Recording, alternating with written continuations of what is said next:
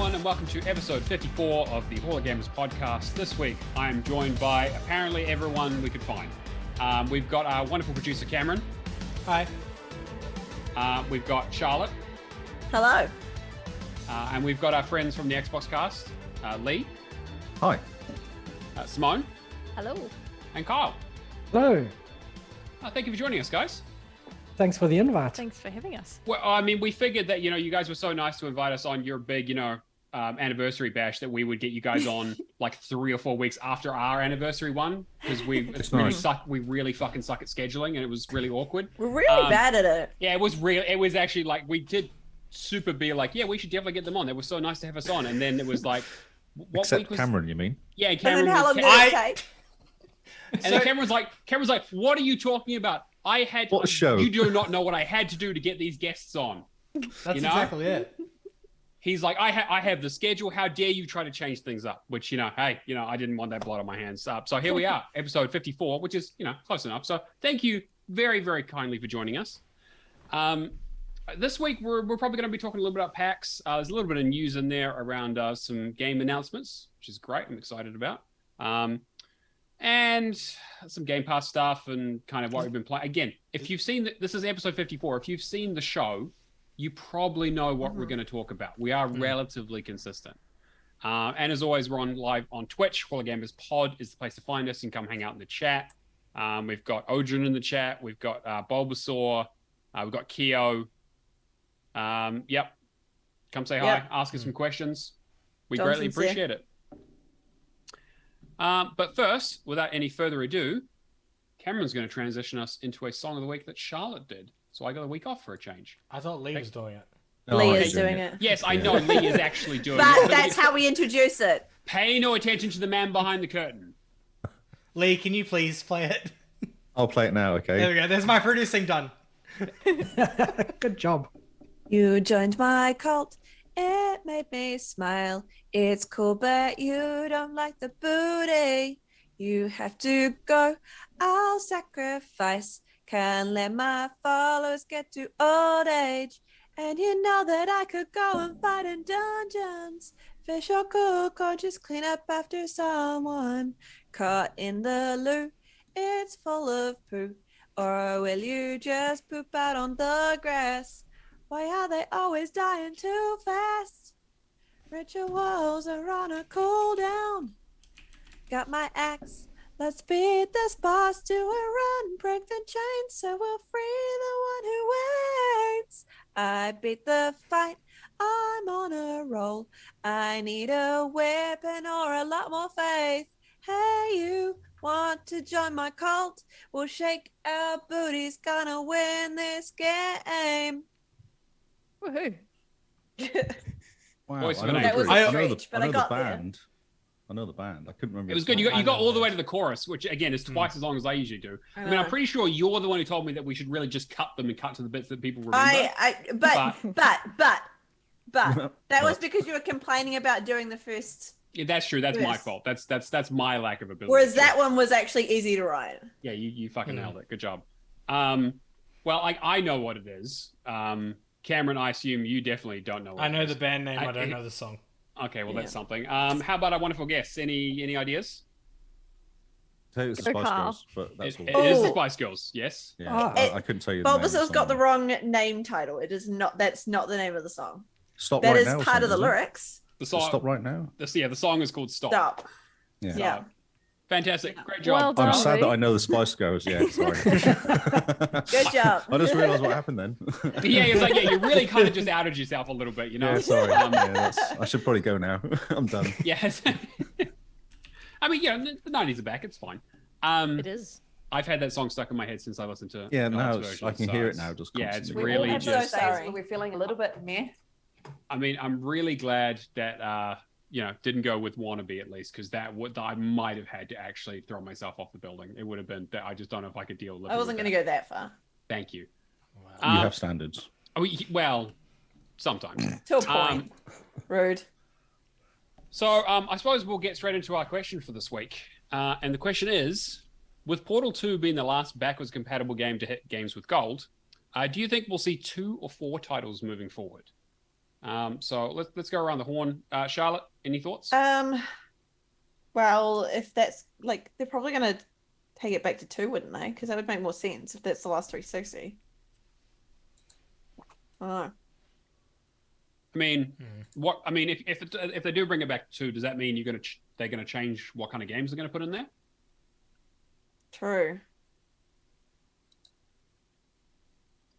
I don't know, Kyle. What about you? Yeah, it's an interesting one. I definitely see them going to 2, but I also see them going to 2 really good games. You know, we had that one month of Games with Gold where it was just amazing, and like Sunset Overdrive and Rise, and everyone was like super stoked.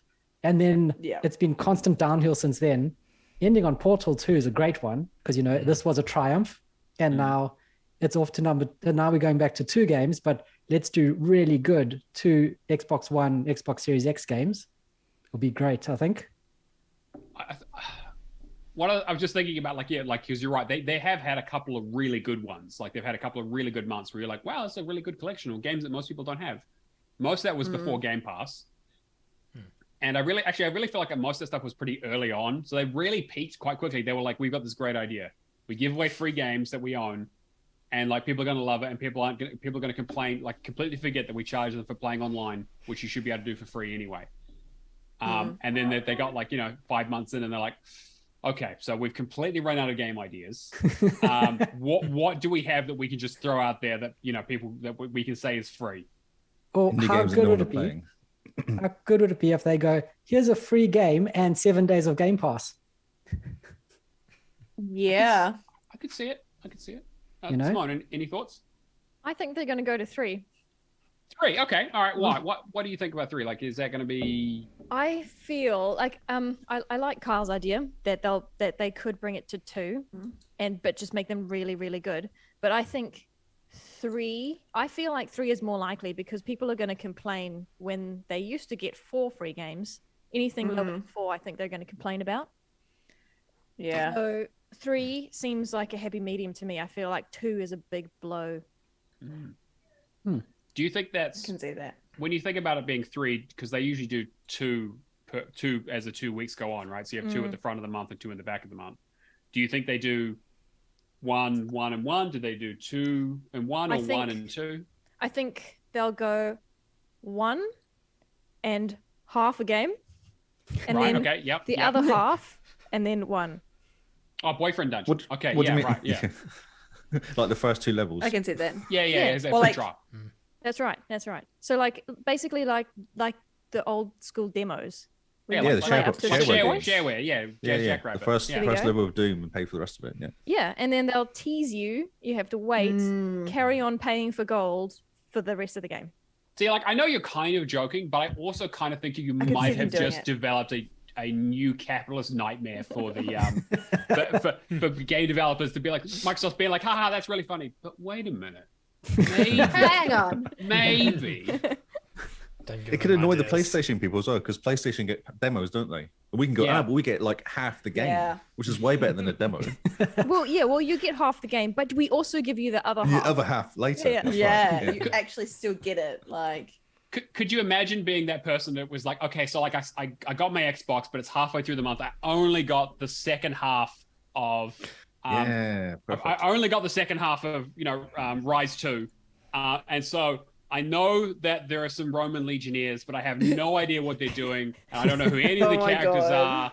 And anytime, and basically, I got to the end credits, and none of it made any sense and completely ruined the sport. But I can't wait to imagine if they give away Dark Souls. You can start in halfway through Dark Souls. Just on the last 3 bosses. There we go. You're like, what the heck? The saddest thing about that is that the first half of Dark Souls is the best half. Oh no! That is true. That's rough. They'll give you a 10-hour demo, but it's the last 10 hours of the game. Yeah, exactly. Ruins all the plot points. It's just right. We're going to drop you in at the biggest twist, and then the next 5 hours is going to be the credits. It's the Tarantino model of playing video games. Actually, I might try. That's perfect, isn't it? You get the end at the beginning. Yeah, and there's just a disproportionate number of feet for some reason everywhere.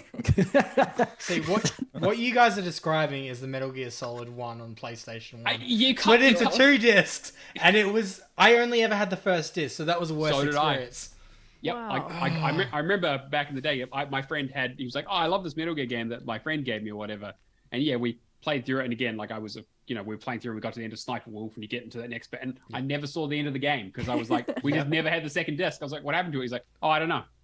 I was like, how is that an acceptable answer? How have you led me through what is, one of the formative narratives of my, youth about, like, can love bloom on the battlefield? You know what it is? It would have been the retail staff at the time. Yeah, actually, think of the environment. Actually. Just like one disc, put it in. How many Part 2 discs for Metal Gear Solid were in retail stores back then? They're going to dig them out in like 20 years from now. They're going to go to some sort of like dump and find all these discs, single discs of the second disc of the game. With ET. It's right next to the Like ET, yeah, exactly. Yeah, I mean, I was thinking that probably more like it would be like in the warehouse where the Ark of the Covenant's kept. Somewhere in there, just like you find it's like ancient artifacts, Holy Grail, Metal Gear Solid, second part of the game. Yeah, Script for Portal 3. Yeah, exactly. Yeah. Half-Life 3. Half-Life 3. Is that where they had GoldenEye? Yeah, actually, they just found it. They literally just found it by accident. They were like, that's why it's now coming. Yeah, he was holding the map upside down, I think. That's why it got delayed. Lost Odyssey 360. I reckon if you walk into EB Games and ask for the second disc of Metal Gear Solid, then they give you your own EB Games franchise. They're like, there we go. It's like an unlock. They look around conspicuously and they pull out some robes that you have to put on and go down to a dark stairway. You have to basically, do the ceremony. Exactly. Yeah, some sacrificing. Well, Lee, what do you think? What are you thinking? 4, 3, 2? I think 2, but I would like them to do like a series and go, okay, so we're going to give out the original Forza games or the original, because there's all these series that came out back in the early 2013 onward, I guess would be. I guess Xbox One. Yeah, there's loads of these really good series that came out and then just disappeared and never actually did much else with. So they could be quite cool to bring back. It's a neat idea, but that's not going to work because, say, I don't care about cars, and this month is Forza. Oh, it's Forza. Yeah, but we can say that every month, though. I don't care about indie games, and it's all indie games. So, every month, I don't care about cars. I don't care about Portal, but, Yeah. I do, but, people go, oh, Portal, I don't want to play that because it's a puzzle game. It's really hard or something. No. Yeah, that's true. I mean, you can't please everyone, and there's always someone complaining about games with gold. I mean, True Achievements makes a poll out of it just to really stoke the fires. Yep. Cameron, what about you? I was saying, I looked at the games in 2013, and there's a whole bunch of good games come out in 2013, like Metro Last Light and Rayman Legends and all these games that came out, which I don't think ever made it to Games with Gold. A lot of them didn't, and it's curious to see kind of like, is it stuff that were just like, oh, we couldn't get the deal done, or is it like them being skittish about it, or is it like, oh, technically we can't do this, or I don't know. Oh yeah, sure. There's always going to be that, but these are old games now. They're 10-year-old games, aren't they? So surely, yeah. It seems like kind of like there doesn't really seem to be a lot of rhyme or reason for the games that seem to get picked for it, right? It's always some sort of a surprise where I'm just like, oh, that's okay, all right. It used to be good because we had Gears, didn't we? We had Gears. We had Horizon 2, I think it was. Like, there's a whole bunch of good games appeared. So Rare Replay was in that, maybe I think once. Again, just like they're throwing a lot of stuff at us. Like I have a whole collection of things that I'm sitting in. Never going to play. Yeah, I mean, okay, that basically describes most of my library. But it sits in a separate section on the Xbox that says games with gold, so I don't feel as bad for not playing them because I didn't pay anything for them. They've hidden them now, haven't they? So you actually get a tab now, don't you? So you don't even see them. Yeah, exactly. Which is like, no, I don't need to see that. That's the free stuff. I'll get to that if I get to that. Having said that, though, some of the games with gold stuff has been really good. Origami was great. I played that stupid tower building one from like a couple months ago. That was awesome. Until it was really hard. Yeah. Project High-Rise? Yeah, that's right. It was really good until it got really, really busy. And then I was like, I can't do this anymore. This is too hard. Like, there's so much going on. Managing a city, who would have thought would be difficult? Yeah, it's just a tower, not even a city. Cameron. So the last big one that I can see on the list was probably Gears 5.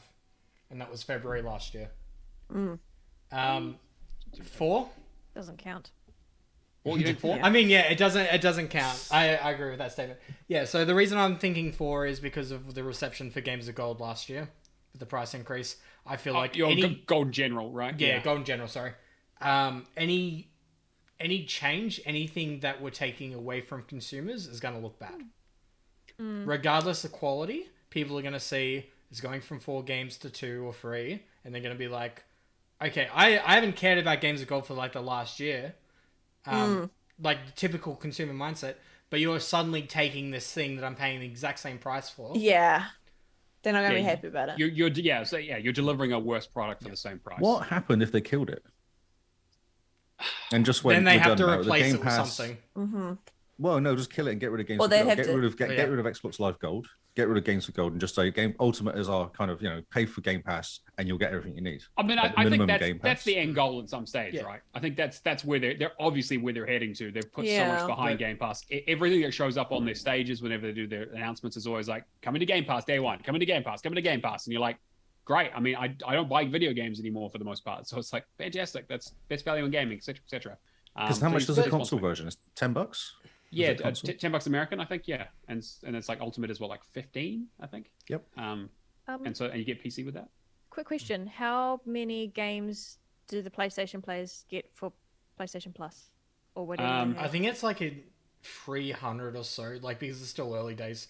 It's typical like game. No, you mean the monthly one. The monthly. Oh, Yeah, the monthly. they get Oh, three okay. I months. thought you meant the Game Pass. I think it's like they get 3 games now, right? Because they used to get like it was like you got like a PlayStation 4 game, a Vita game, and then like I think like something else. Wasn't it like 5 or 6 Really? at one point? Yeah, well, sorry, it was like a collection. Yeah, it was like used to get like a couple of each of them, and then they killed off the old ones because they were like, there aren't any more games, and also we don't support these systems anymore. Yeah. Okay. And so now I think it's 3. I think. Yeah, you get 3 games. Okay, then yes, they're definitely going down to 3. Oh, there you go. That's a good point. I think was going to say sorry, too Cam. with the gold too. At the moment, I don't think gold will actually, until there's a clever way to do it, will be killed off, just because there's still money in the pocket. Like if they're still making money from They've it, still there's got no games. reason. You'll push Who's those paying for gold though? Who's actually paying for gold on its own? people that don't want Game Pass, and the only people that I can really think of are the people in areas like, for example, I grew up on a farm with dial-up for like most of my teenage life. There's no way in hell I'd need a service like Game Pass, like back then. true. I mean, it depends on your internet infrastructure, which in rural Australia, there's still some places that I mean, hell, even in Yes. urban Australia, Even it's- urban. Yeah. Yeah. less Yep. than stellar. But yeah, it's a case like your personal circumstances are gonna like suit you, and then like Yeah. some people are just gonna see like, I'll buy the new console for a Call of Duty, for an NBA, or for another Madden, sports for style, FIFA, and that EA will do football. me. Yeah, And yeah, exactly. You don't need Game Pass, right? But it's Yeah. so cheap at this stage. But it's like I think most people on Game Pass, at least, or anyone who seriously games. And- Bulbasaur in the chat just pays for gold. Yeah, I don't know. So Feel it'd be overwhelmed with interesting to know choices, yeah. why. I can see it. I mean, there is a Yeah. lot, like, especially someone like me who is, a little bit compulsive. It can get a bit difficult to be Just like a tiny bit. just a tad. It gets to the thing where so much of our community and other communities that we're part of are into Valak and games leaving Game Pass. Suddenly, everyone's like, "I've got 2 weeks to finish this game. I'm going to squeeze all the enjoyment out of it because I don't want to miss anything." Well, serious cases of FOMO. Right, Yes, and this Cameron? ties back to Charlotte's tweet the other day, actually, Yeah. about Yeah. Plague Tale. Yeah. Yeah. It does. Brings me to my next point too. I feel like Games of Gold going forward are going to be using essentially valid games to fill in the service, because we have Scourgebringer. I think there was another example of it. There's games that have left the service that are getting added Yeah. to Games of Gold. That's a good point. That's very clever, actually. Yeah, and that would make Yeah. perfect sense because people who feel that FOMO, who didn't pick it up on sale, and they already have an existing relationship with that publisher because they've already done the deal before. Yeah. I could see it. Probably wouldn't have to pay as much because they've already had that initial, for Game Pass, for a lot of these companies, it's having that initial boost of like, all right, we're giving you that funding. We're going to make sure you can. Marketing, isn't it? Yeah. That's what they want. Yeah. Well, it's the marketing. It's the fact that some of these developers have like really cool ideas, but they don't have the money behind it to get it going. Yeah, because don't they pay for the game to be made, don't they? And then pay for it to be marketed. Okay. Pay a certain amount. Two- Okay. Two different things. So you can have the games that have like been made for Steam and all that, and Microsoft goes like, okay, this looks really interesting. We'll pay for the console port. You get it organized. We'll pay for it. We want it in our system, kind of scenario. Or they go, this is a really cool idea, and fund the whole project, and then it gets published by Microsoft. Like for example, Ori and the Blind Forest, and what's the Will o' the sequel called? Wisps. And Will o' the Wisps. Like those kind of situations. Will of the Cuphead Will of the originally. lisps. Cuphead originally. Yeah. I'm pretty sure a lot of that funding came from Microsoft Yeah, it did. for the exclusivity. But yeah, I see it going that way. But yeah, I think I agree with your tweet there, Charlotte. Like, like Plague Tower would be a perfect games with gold thing to get in there. And like, you know, if you've already done the deal to say, hey, you're giving the game away for free, quote unquote, you know, we've already done it before. Yeah. It was already hugely successful. Here's to get a little bit more of a long tail on it. You'll excuse the pun. Especially if you've got a sequel coming out, or you want to get, if you want to start building up hype for your next project, you know, for your sequel, or, you know, even if it's a, you know, the developer's next game or whatever it ends up being, that's a great way to get eyes on. For my mind, I'm still kind of undecided because, okay, like I send out a lot of marketing emails, right, for work. If I have some not great news, I am going to compliment sandwich the fuck out of that, right? I got the email of them being like, yeah, we're removing the service. They didn't say anything about being, oh, but don't worry, we'll definitely replace these with other games, right? Now, that might be because there's no good news. It's 2 games, and you're just losing them. Or it means they don't know yet either, and they're still making it up as they go along, and has not been finalized, but they have to tell everyone at least like a month in advance. That's very Microsoft, isn't it? Kind of, yeah. Where it's like this conversation could still be happening right now. Yeah, And it could be a case of like telling us so far in advance to soften the blow. Yeah, or for legal reasons where they don't, again, because the last thing they want is for them to be advertising something that people have paid for that they can no longer do, because then there's gets a bit iffy. But I personally think it's probably going to go down to 2. I don't mind all that much because, again, I have a pretty complete library, and there's a lot of stuff on there that I just tend to have already played. But if I haven't played it, it's probably for a good reason. Having said that, there's always interesting surprises. And the greatest joy is when you see a game come up on Games with Gold that you were thinking about buying, not because you wanted to play it, you never played it before, but because you have the disc version and you're just too lazy to get up and actually swap the disc out. You know, like when Sacred 2 got announced to be coming to Games with Gold, I was like, that is the perfect choice for me because I have that on disc. I don't have it digitally, and I was not going to pay $50 for it. Yep. All right. Well, I think we've beaten that into the dirt, and I'm very curious to see what happens.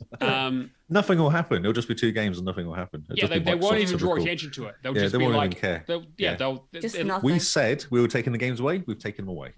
It'll be 1994. You know, we've always been at war with Eastern Eurasia. We've always just had 2 games. Yeah, exactly. Yeah, there's never anything different. Yeah, there was no 2. Yeah. Was it originally just 2 games? Yes, 360, yeah? 360, yeah. Way back. Yeah. There we go. They can say, oh, look, the nostalgia. We've brought back the nostalgia. We've back down to 2 games just like it was in the past. This is our final push for backwards compatibility. Yeah, right. Well, I mean, they haven't really got. They're kind of, you know, they've kind of pushed themselves up against the cliff's edge, right? Because they get to it and they go, okay, cool. Now we're going to have the old Xbox One games, and we're going to move it along to the exclusive Series X games. Oh no, I've worked it all out completely. So at the end of the month, Activision's going to be purchased, and then all the COD games are going to go on Games with Gold, just to annoy the PlayStation people. Actually, that would and they'll start with like a weird one. They'll be like World at War. It'll be that one. Everyone will be like, oh, that one? That's the one that you picked? World at War? Strange. And then then they'll do like Modern Warfare 3. And it's like not 1 or 2, the ones that people really love. They're just going to slowly work through the back catalog to just kind of get them out there. They'll start doing the Series X games that are being discounted to nothing. Falconeer Day 1 Edition coming to Games of Gold next month, calling it now. Yeah, I can see it. I would be stoked with that, to be honest. It's a good game that everybody hated but me. It's not. Oh God! It's not. I didn't hate it. It's just super basic. Is that the way the bird can't fly upside down or something? No, that's eerie. No. Well, that's a different one, but it is. Okay. Yeah, that is. Eerie. Oh God! It's that bird, but now you strap guns to it. That's what they gave. Okay. Oh, okay, cool. Okay, my definition of birds of lasers. My definition of Birds hell. with lasers. My definition of hell is an airy game getting added to Games of Gold every month. God. Look, if Microsoft are like, you know what, we really desperately need some games with gold stuff. Okay, let's start getting some Rattalikers and some. That's what my thought pattern just went to. If they start putting baby games on the service, we are in for a bad. Some time. 5K game of school. Oh my God. Yeah, exactly. Flask Man. Nice. All right.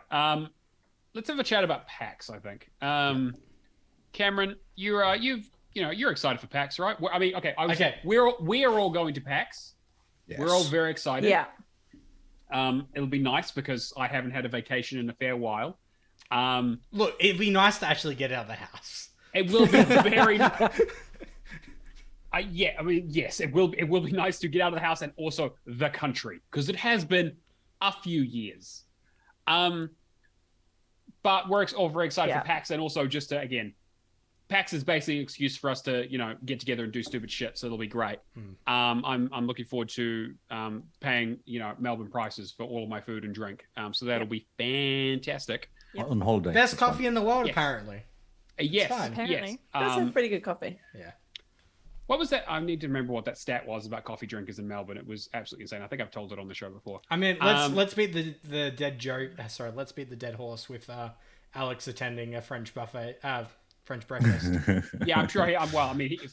He will be with us, so I will make sure that we walk. We need past to do it. that. We need to go there. We will No, be we need to walking go there. past it at least. I will make sure that we route Okay. our next walk. It's way too late for it now, but we all need to learn how to speak French by next year. Okay, I already French. speak I was French. going Charlotte speaks Bonjour. French. There you go. Oh, oui, Okay. Okay. So Bonjour, Charlotte ça va? Charlotte needs to be Oh, next to Alex baguette. the entire PAX Baguette. weekend, speaking in French. Yeah. Fromage jambon. There you go. Yeah. Ou de Yeah, it was- fromage? I'm gonna do fromage. That's the best episode of Dexter's Yeah, Laboratory. Yeah, something only French I know. Thanks to Dexter's Laboratory. That's a good episode. Everything goes very well for him in that episode, except for right at the end. But yeah, so there's been some stuff going on with PAX. Cameron, you've managed to do some sleuthing. I've done some consider- sleuthing and found out some of the panels. considering you're going to be working the show. So, what have you got? I mean, Yeah. this isn't even from work. This is just people posting on Twitter. So the panels that I'm aware of, there was one posted today using sports psychology to improve your play, which sounded a little yeah. bit interesting. Yeah. Jerdman, who's a streamer that I follow quite regularly, I think Noel, who works for PlayOn, Yeah. they're doing gaming while old, like an okay. old person's perspective. God, How old? How, you tell me, Lee. You tell me. How old is old? Like, am I old? Lee feels insulted he wasn't invited. I am. That's I like- mean, I'm pretty sure that if you're over 30, you're basically deteriorating in all Yeah, you're senses, kind of right? bits are So falling it's off. it's kind of so like it's gonna be, yeah, I think Jerd's 39. Maybe I'm a special guest. They haven't told me Yeah. yet. Though. yes. Come on up, spin the wheel. Survivor Game Jam 2.0, which is them competing to do a game jam within an hour. Okay. And my What's favorite, this? You have to What's a explain more. game What's jam? this? like Yeah. a game jam's like coming together and like building a game based on an idea. Within an So hour. it's like, Ooh, yeah, okay. having a small set of time, like trying to, like it's how a lot of games get their, Like COD. like their concept. yeah, Yeah, like I was COD. going to say, I'm pretty sure Just like like Red Dead Redemption was definitely one of those. And I think I'm pretty sure the next Elder Scrolls is on that list as too. They're just going to game jam it. They usually call that crunch. That's right, yes. But when you make it fun and put it at a convention, Yeah, and when put it's in live a- studio when people are audience, watching it's called a you, game yeah. jam. Yeah, a little bit different. Yeah. Yeah. And everyone says we're having fun. Yeah, everyone's like, I'm This is like, look at my great. face. I'm How having much such a good fun? time so right now. happy. I haven't blinked in 3 hours. Oh, I love my job. I'm just trying to find it. Goat Simulator. Yeah, I was trying to confirm. Goat Simulator is a game that originated from a game jam. Like, Cool. just give you an That's idea. Makes complete sense. Basic idea, and then just Why expand. am I not surprised? Yeah. Wasn't Sure. Mini Metro one of those games? I think Yeah, I Mini think so, Metro yeah. was too. I think you're right with that. There were some real indie darlings that have come out of this kind of stuff, so it is very, very popular. My coworker is obsessed with. He's It's a good game. obsessed with that game. Yeah. And my last one that Triana, who I met in person at FanFest. This one I'm really excited for, and I got the full description. Loot Drip, the good, the bad, and the ugly of gaming brand collabs. Mario and Luigi racing around their shiny new Mercedes.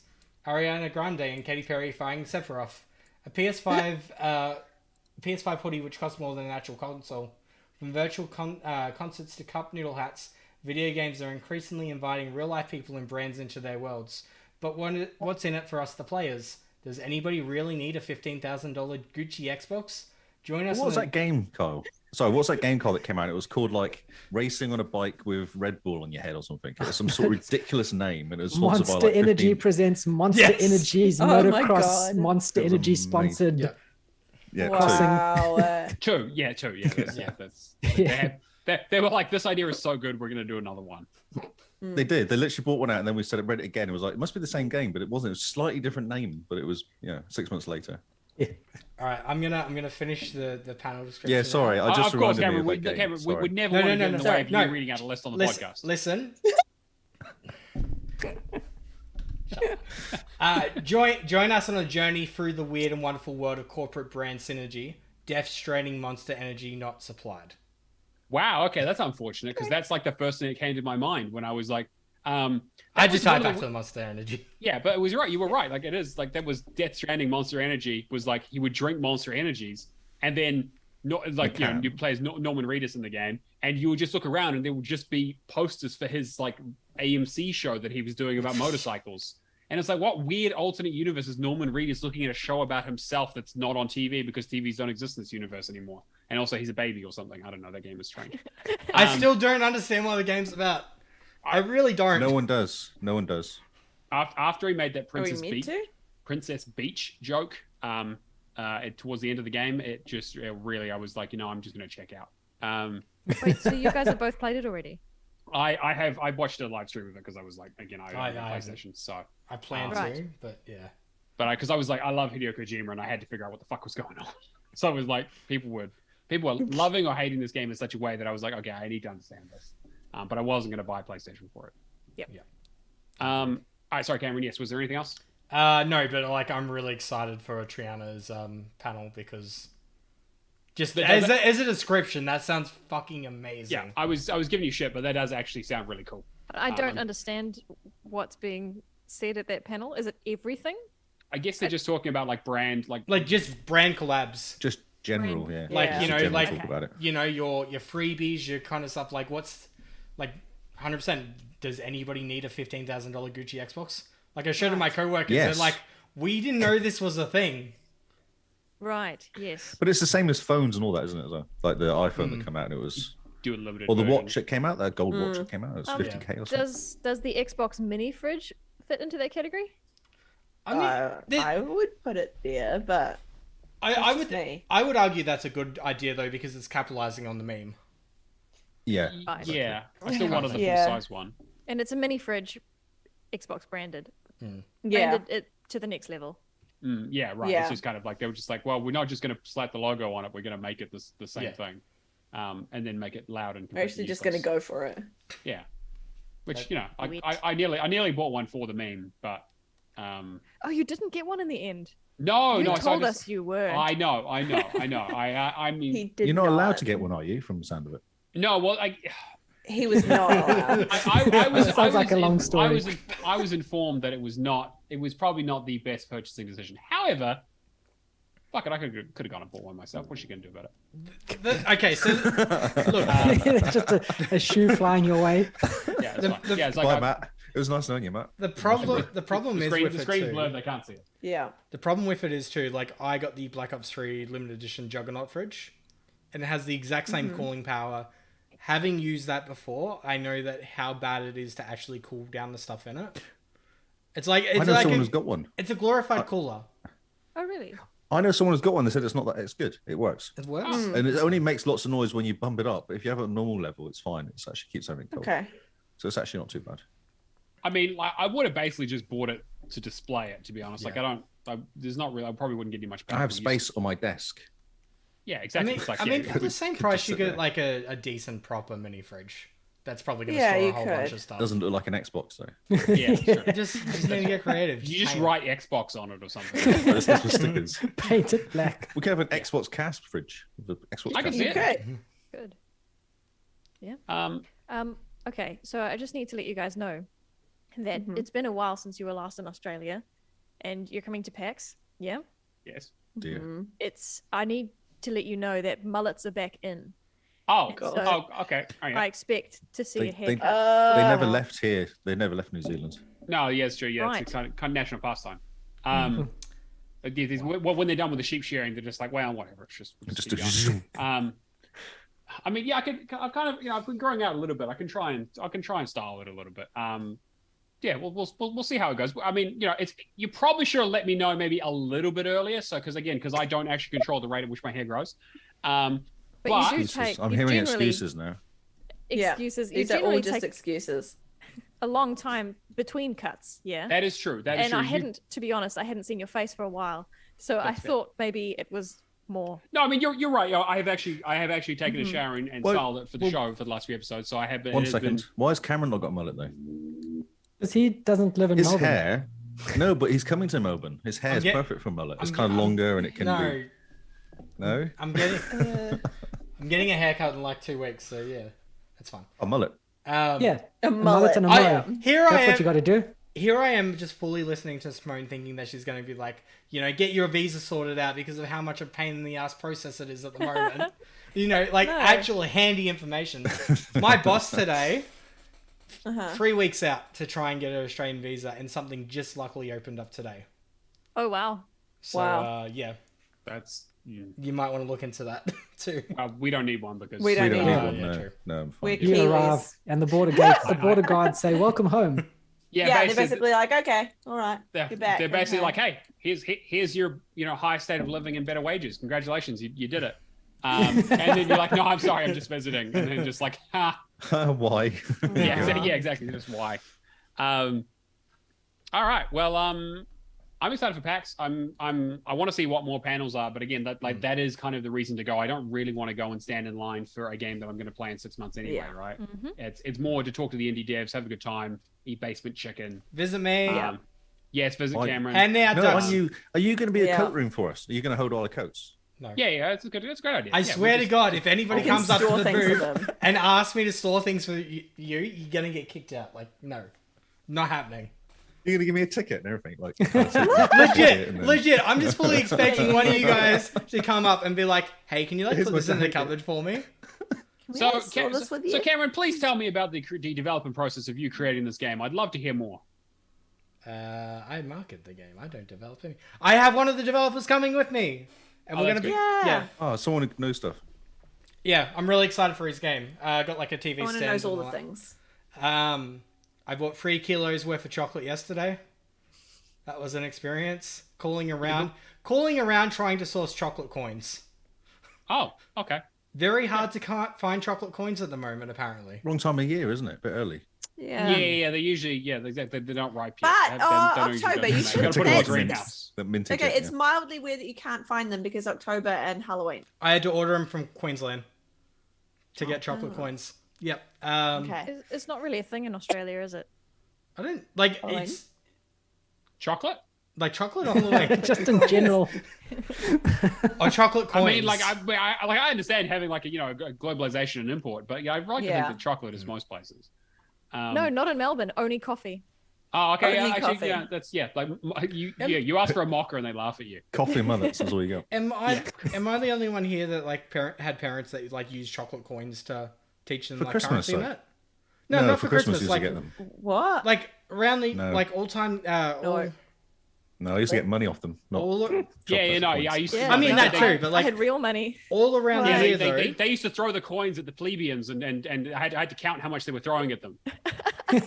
And then all around the year, though. Matt. All around the year, the supermarkets have. What? It was a palatial estate. What was I supposed to do? You know, I wasn't. You know, I just because I grew up. Keep digging that hole. You keep digging that hole. All around the year, the supermarkets sell chocolate coins.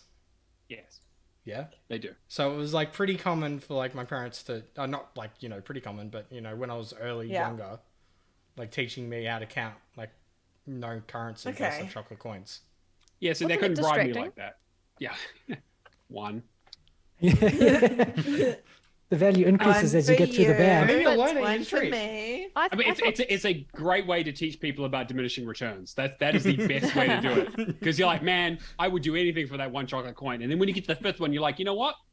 I don't know if I would do anything anymore. I think that I've nearly hit my threshold. And then when you get to 10, you were like, I will do anything as long as you take these away from me. Okay, that's really smart. But that's how I got taught economics in school. How did it teach you currency? Aren't they all 50-cent coins? No, they're like all different coins. The only problem is the Oh. gold. I'm sure ours are just 50 cents. I Sorry, would've thought ours they like were New just- Zealand. Yeah. Actually, I know that when I was a kid, they used to be, they would like, most of them were like doubloons. Or like, Yeah. Yeah, exactly. there's pirate the ones, balloons. yeah. I that's what I'm remember thinking. getting like a little pirate chest, whereas Yeah. like, you know, Yeah. whereas like I had, you know, and like I got them full of chocolate coins, and then Yeah, they were a Yeah, good size. Yeah, that's- they're like a yeah. meal. it's where you store your drugs as a teenager or whatever, you know, like that was. Absolutely. I mean, well, I was like, I need some sort of Cameron's had storage enough. container, He's right? done. He's out. Cameron's Um, Hey, bye, Cam. yeah, something. Actually, I think that might be the exact one that I had. Is that where your Yeah. drugs are? This is Matt's exact drug holder. Basically pretty similar. Yeah, had even the same little The locking little mechanism. latch. Yeah, For audio listeners, we've got a treasure box. yeah, it is. Yes, sorry. Sorry. I had Thank to you. tear an Full of elephant off drugs. this. They're forgetting that there's actually audio listeners. It's fine. No Yeah, one that's listens. okay. It's a male thing, Yeah. actually. um, Yeah, ours, mine do it too. It's so funny. This is why they need a secretary. Yeah, right. Listening was never my strong suit. I'm more of a speaker. More You visual. never would. I Never can would guess, tell. Right.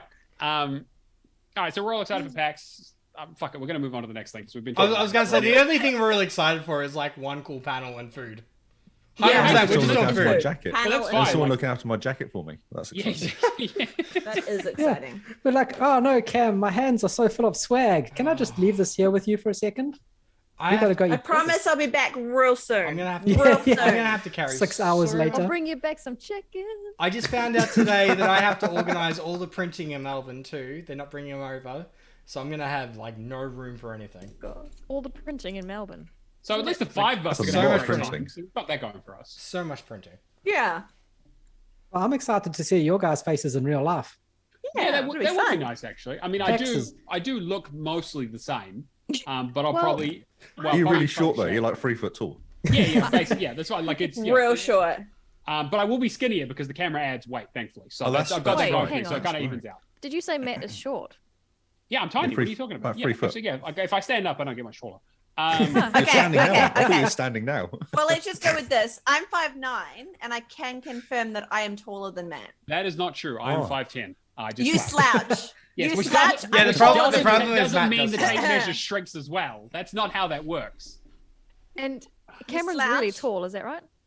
No. You've seen me in real life. Yeah, I'm the only one you've seen. Okay, Really? basically, all three of us are basically the same height. I just stand taller. In 'cause a, I in, don't a, in a slouch. dark room. You know what? It's funny too. We're talking. Me and Lee were talking about the Tokyo Game Show. I completely forgot during FanFest the amount of sound issues they had in the first 15 minutes Yeah. that none of us covered after Oh, we went yes. FanFest. Mm. That's the Disney World effect. You don't remember the bad stuff. Yeah, That's true. That's true. but yeah, Does it Matt give you is short. swag?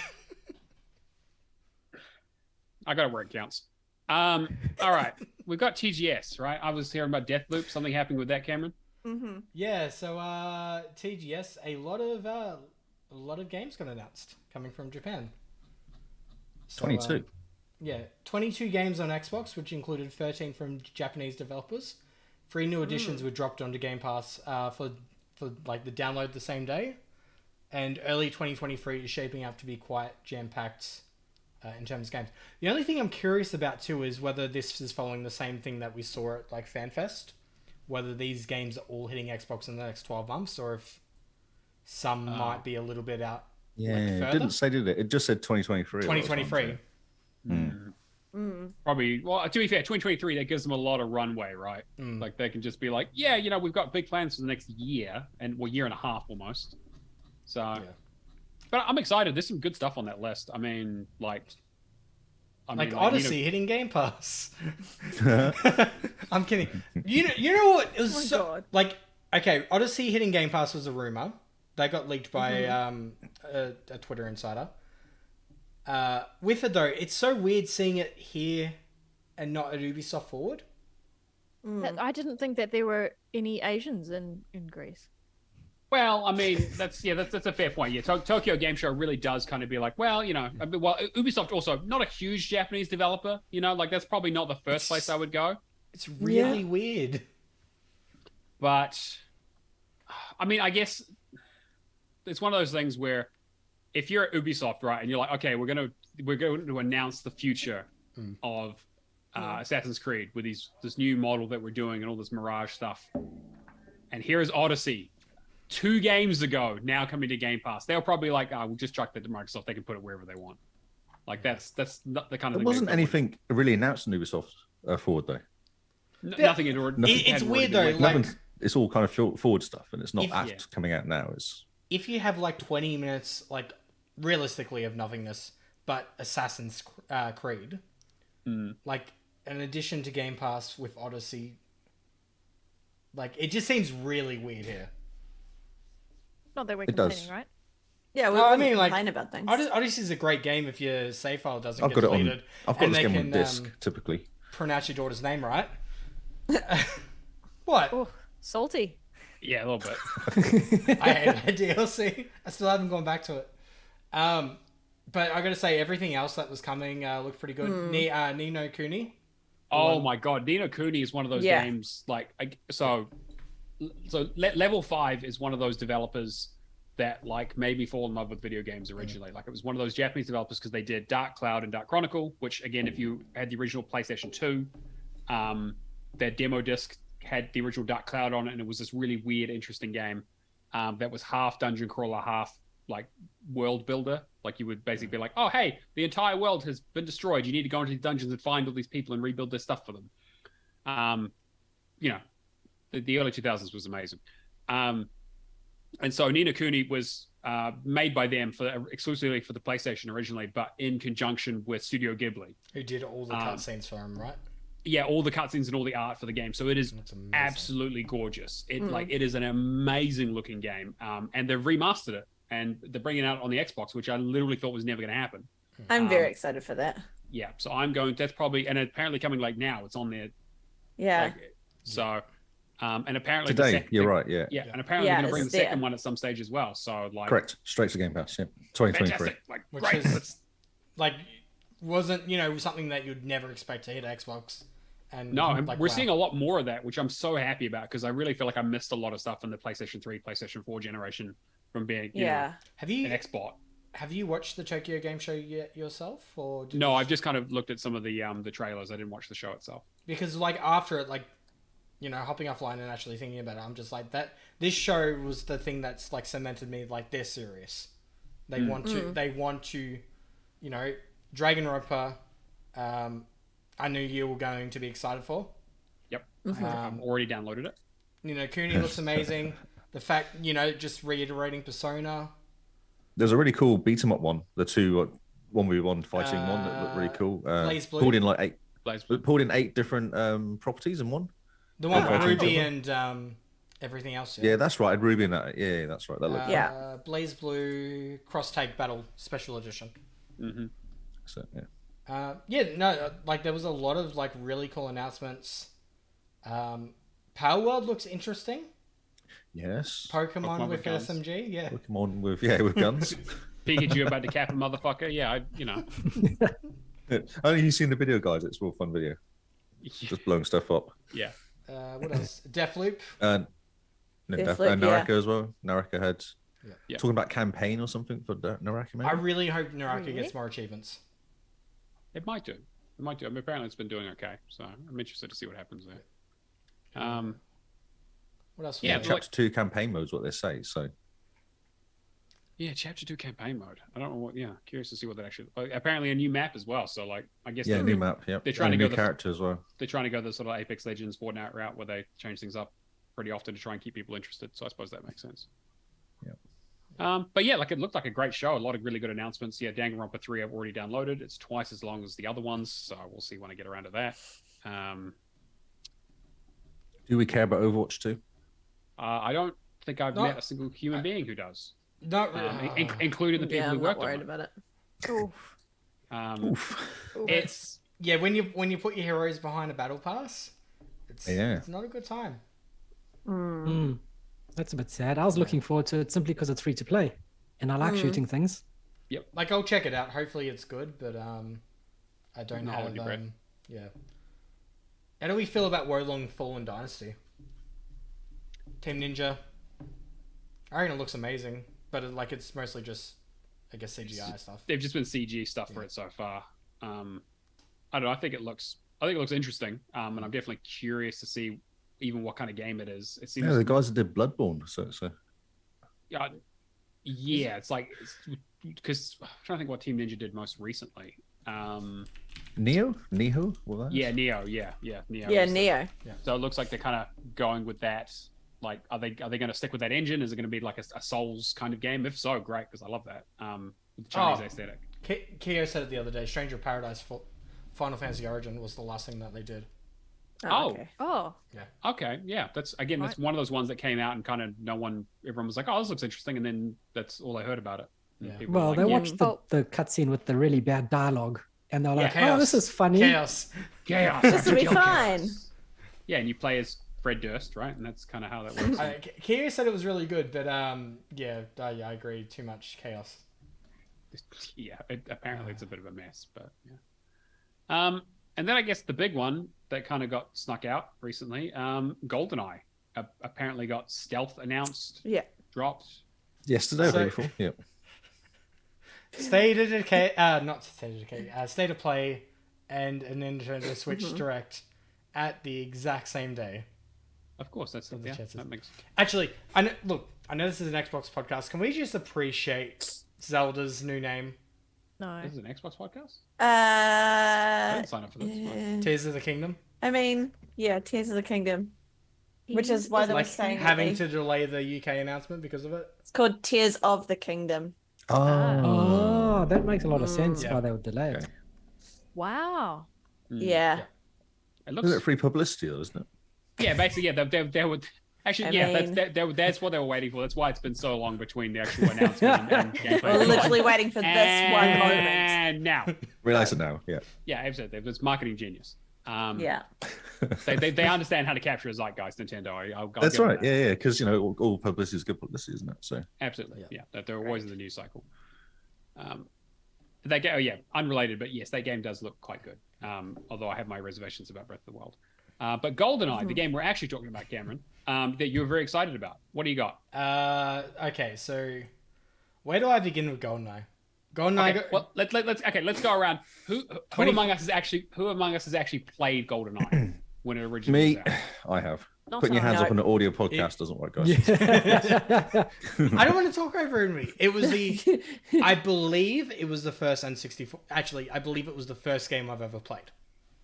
Oh. Okay. Oh, Okay. wow. Okay. So You really are young, aren't you? my first. I'm It's 28. okay. I'm the second youngest person on this podcast.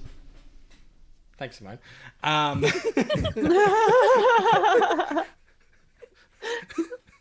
younger. Factually correct. Factually correct. Anyway, Very correct, yep. I've told the story before, but the very first experience with gaming I had was my dad bringing home an N64, Banjo-Kazooie, and GoldenEye. Playing all night GoldenEye, enjoying it with me, and then going, all right, this is an addiction waiting to happen, giving me the controller and going to work. And the rest is history. And now look at you. Yeah. Yeah.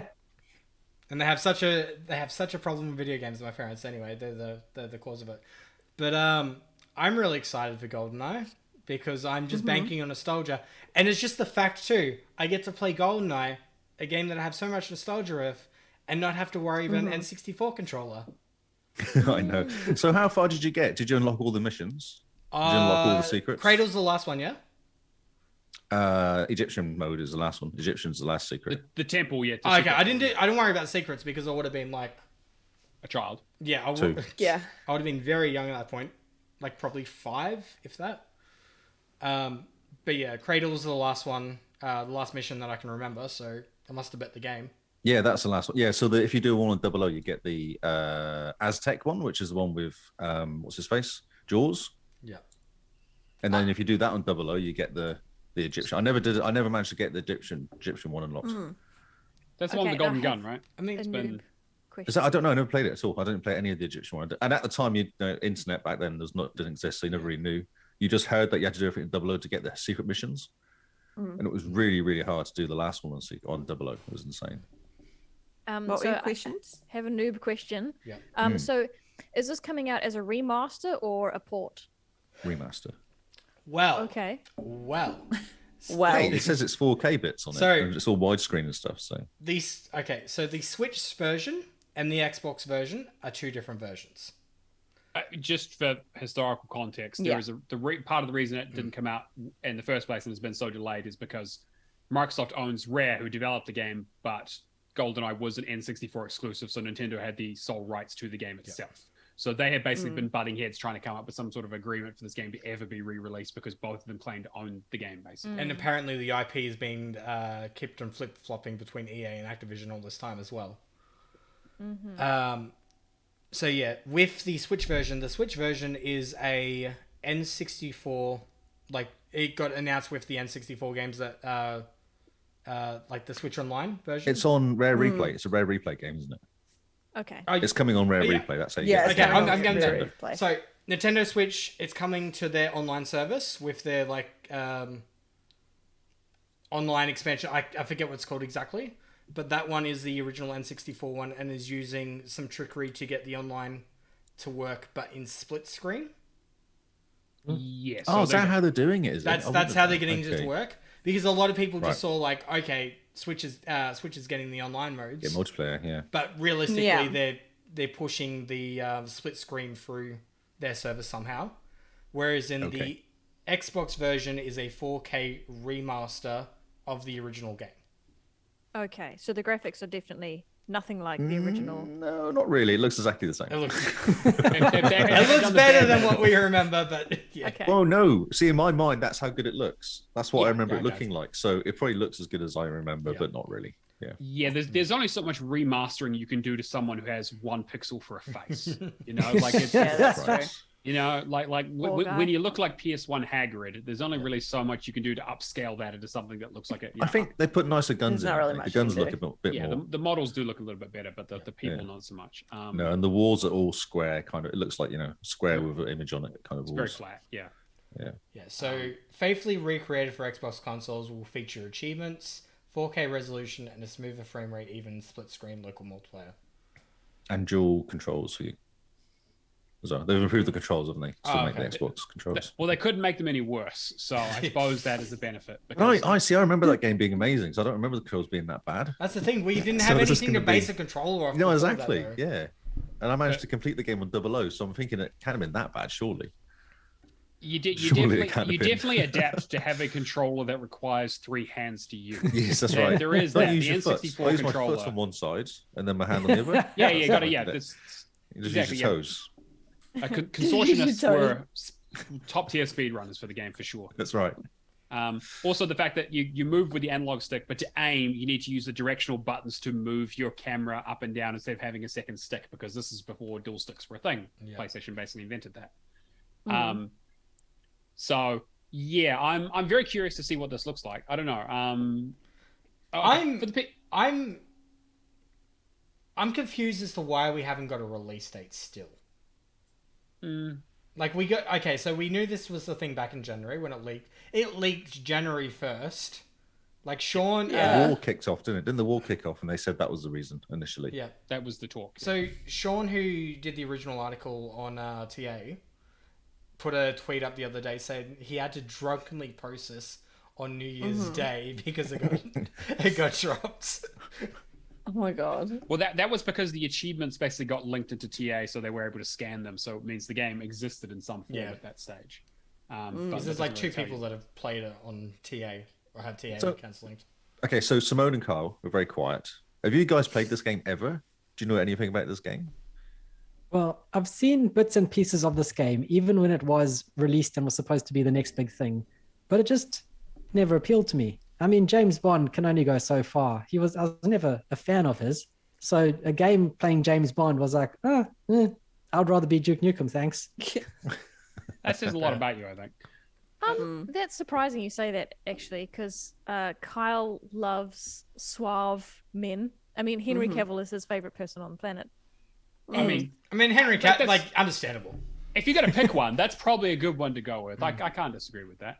Him Yeah, or no, Keanu. That's like those are the 2 Hollywood actors. You just artist. So yeah, okay. So when it comes to games, Carl's like, "Yep, give me Arnold Schwarzenegger. Give me if you're watching a movie, then give me a man in a suit." Mm-hmm. There we go. I can see it. I think that tracks. Okay. I guess the question and so yeah, like Lee was saying, basically they've also announced that anyone who has Rare Replay, the digital version of it, will get the game for free. Oh, wow. Because it was their original intention to put that in the collection originally. Plus, Rare Replay's $7.50 this week. Yes, if for some reason you don't own it, because again they've given it away a couple of times, you should just go and buy it because it's an amazing value. It was originally in a mixed pot. That's where the original giveaway was. Yeah, of course, yes. So I guess my question to everyone, we'll start with you, Charlotte. Like, are you interested? I mean, you'll have access to it because it'll be free. So, are you gonna check it out? I might watch others play it. It's probably not something I'd play. It's not my kind of game. That's fair. I will be very, very, very bad at it, and it will upset me immensely.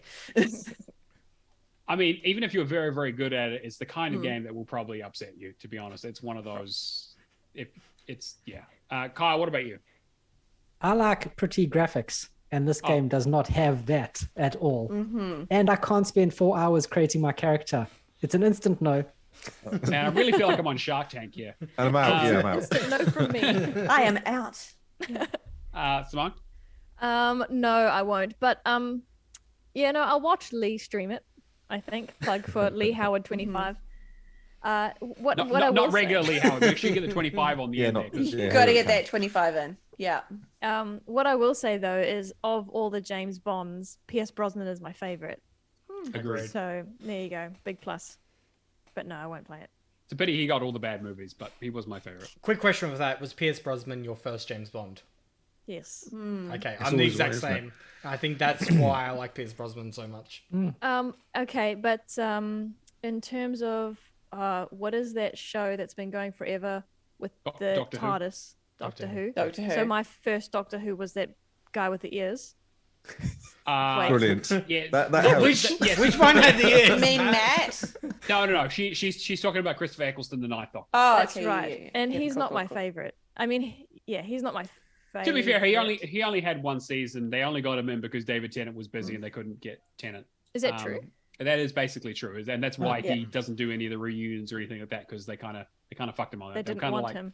They were kind of like, you can fill in for this, but we're just we actually wanted David. As soon Tennant. as we can have Tennant. Yeah. You're out. You chop them off. Players. Yeah. Yeah. It's a real shame because I like Chris Eccleston. He was pretty good, but David Tennant is still my favorite. Yeah. No, Yeah. I like him too. In my mind, he is Doctor Who, Yeah. but I like the other actors more. They're just more interesting. That's fair. Like I can definitely see that. I mean, he does very much every time we see him. Like, oh hey, it's the Doctor. It's Yeah. like it's just There we go. Yeah. So my favorite's Peter Davidson, probably. Well, I think that's the funny thing about that is I think that is actually one. I think that's David Tennant's favorite Doctor.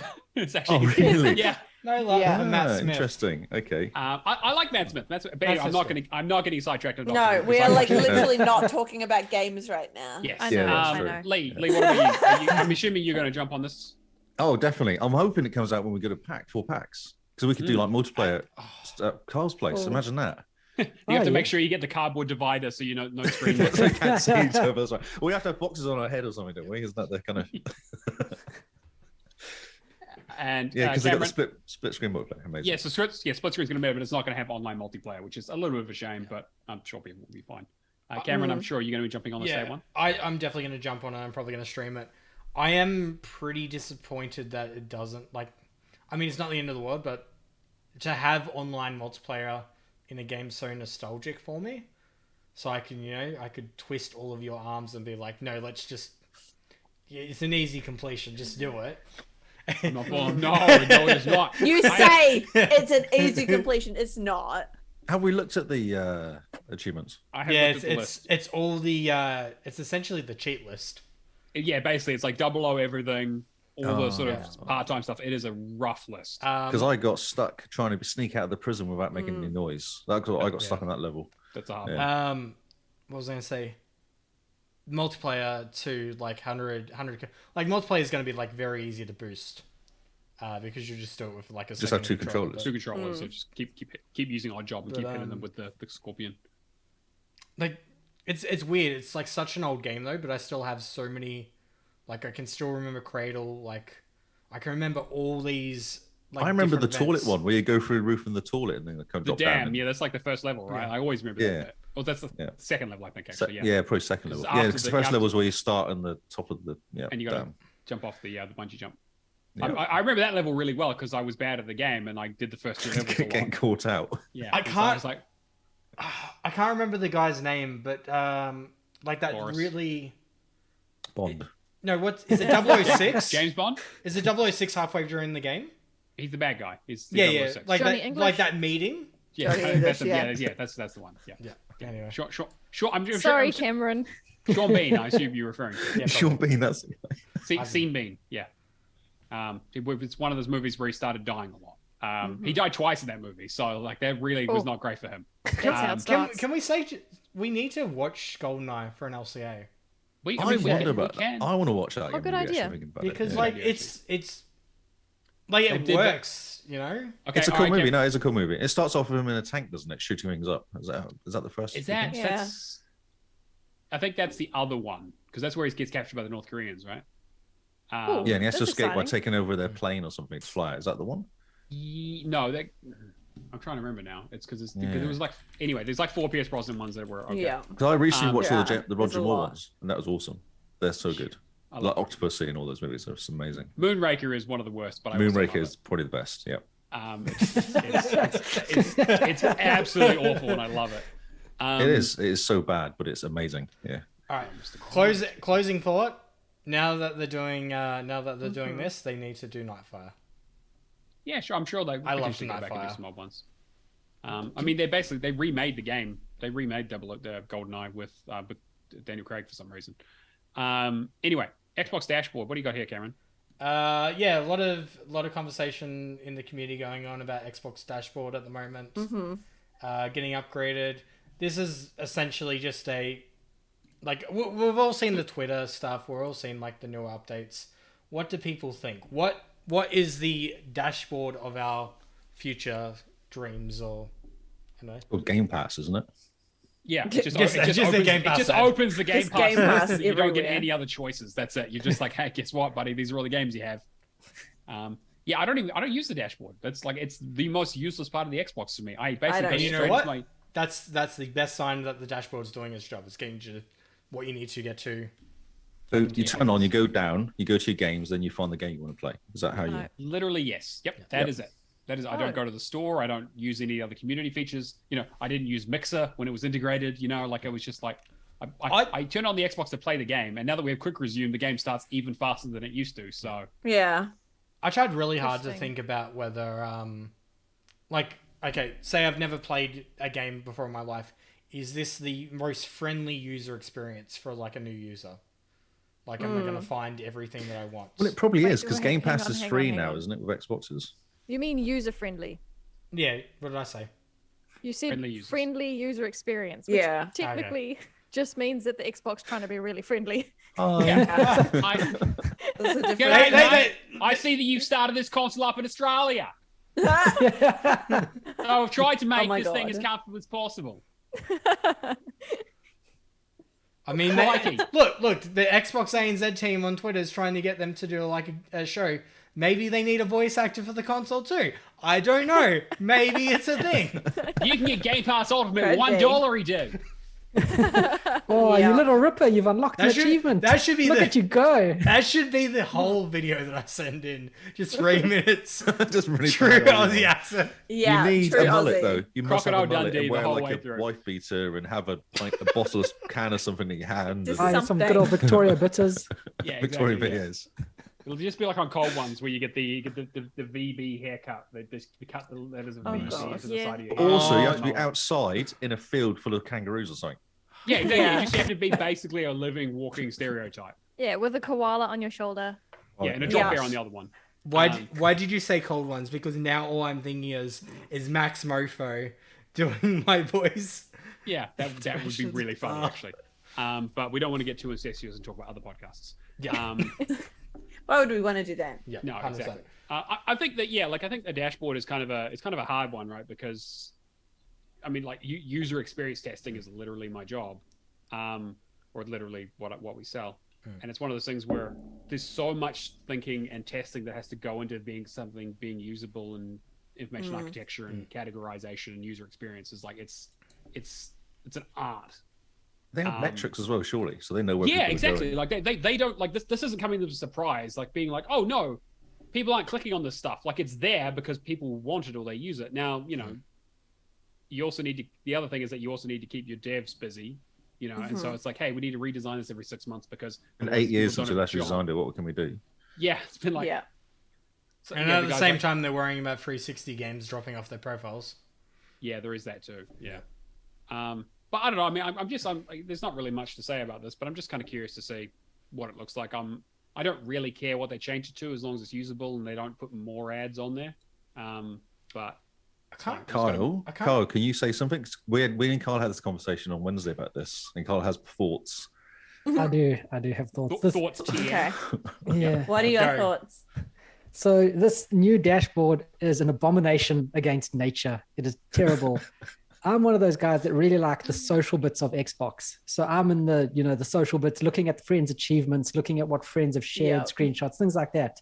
That to me is important. When I go to a game tile, I want to see the info from the game. How far am I through it? What the achievements, like the next achievement, I want info. They have these live tiles that they've done away with that had all this cool info that they could make the dashboard really pretty. And they've basically just gone, nope, you get static icons and ads. Have you considered a career in the NSA? Because clearly you're very, very nosy. Well, hey, I like my notifications that say Simone and Kyle have liked my achievements. I think that's fantastic. Yeah, I do. Oh, wait, I don't get those. I love it. I get those. I appreciate Cameron, when was the last time you earned an achievement? The social makes you feel side. special. But Kyle, aren't you also the same person that wants to bring back Snap? Well, I wouldn't mind if Snap came back. But my bugbear is that sidebar. Remember when the Xbox One had that sidebar and you on the dashboard, you could see your friends online, how many unread messages you had. Like it was just on the side. That is peak design. You look on the dashboard, friends are online. Who's online? Let me go have a look. Rather now you jump on, you go, I'm alone on my island until you press the Xbox button and realize there's more people online. Yeah. They really should be pushing the socialness of it, because the best thing to me about Xbox is starting up, jumping into Halo because I see Cam playing and I'm just going to now go jump into his game and annoy him, Yeah. They need to make that as easy as possible. And with this new dashboard, it's very much pushing all the social crap away. Game Pass.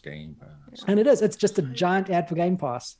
They've gotten rid of your pins and they've just put Game Pass underneath. So I don't know if you guys use the pin options underneath. Yeah, okay, that is like I have one pin and it's for Neverwinter because it's the game that will never leave me, and like, I might as well just keep it pinned there because I'm always it's the game that never ends. I literally fire it up every day to get my daily reward. I've got over 500 keys or whatever to open lock boxes that I just haven't used because I'm like, well, I'll use it someday, I guess. I'm paying for the subscription. So are you waiting for them to close the servers so you could just go and spend 100%. I'm waiting for Tencent to buy them and be like, this is the worst thing I've ever seen. We're going to close this down. Going to kill it. Yeah, exactly. You know what? The day it happens, that will be when Matt starts drinking again. He'll be bottle of champagne, celebrating. Okay. I need to finish the game first. Is the other thing. Right? Okay, it's like it really. Once I do the game, I will drink myself to stupidity. So we'll see. Two sides, yeah. Game servers closed with like no announcement or anything. Matt is driven to lunacy. Game closes with an announcement, giving him a few months to completes it. Champagne. Yeah. Either way, I'm losing my mind because it will be something. But again, we have gotten off topic. Yeah. I think that It's podcast. But I'm kind of with you, Kyle. Like I see what you're saying, but man, it must be roughly Microsoft, because what you described as turning on the Xbox and not having to talk to another living human being and basically Microsoft not acknowledging they exist is a fucking dream for me. That is absolutely perfect. That is the reason I play video games, to literally escape everything in my life and ignore my fiance. Like it's great. But I mean, to be fair, I'm joking. I occasionally talk to her. But I do also like jump into parties and hang out with like Charlotte and the AHA guys and kind of stuff like that too, and that's true. And they have kind of not made that great, right? Is a relationship actually a parasocial relationship? My fiance asks me. Well, that's fine. I mean, I'm kind of big timing it. I don't know. I think that I'm interested to see. I'm interested to see whatever they come up with next, because it kind of does feel like over the years they've kind of flip flop between like the kind of stuff you've talked about, Kyle, where it's like, yeah, it's like very socially integrated. Like they had the whole thing with Mixer and integrated and stuff, and like I never used Mixer, but I couldn't even hide that tile. It was like if I wanted to get to the store, I have to look at Mixer for a couple of seconds as I scroll on by. But now it's like, yeah, it's like, no, you just pay for Game Pass, and this Xbox is literally just here to make sure that you continue to buy your Game Pass subscription, because that's what makes them money. The 2015 user experience, that was the best one, in my opinion. I think Is that the one that had the sidebar on it? that's the one that wasn't quite the Xbox One version when it initially launched. It was the next one after.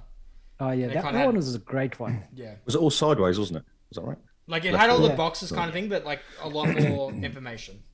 Yeah. I'm trying to find... Yeah, I don't know, Charlotte. Do you have any thoughts? I mean, you this is the only dashboard you've known, right? Originally.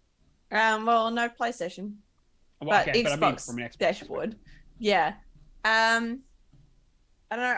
I like it the way it is, but that's because I know where to find everything. Like I don't have to like before you showed me how to customize the home button. Like I just had everything on the main page, and then now that I've customized the home button, everything's where I need it to be. So if I have to go and redo that or change that or have to adapt it, I'm going to just be like, okay, all right, I just won't change anything again. Like, yeah. Kind of. I set up all my pins and then I left them alone for the last like 2 years. It's all games I was playing a couple of years ago. Basically, the pins I've got, because I just go down to games and play games that I've Yeah, I've got a group. installed. I've got like a group that I built that I just pinned that was games that I own that I haven't started. There's like there's like 200, there's like 100 games in there.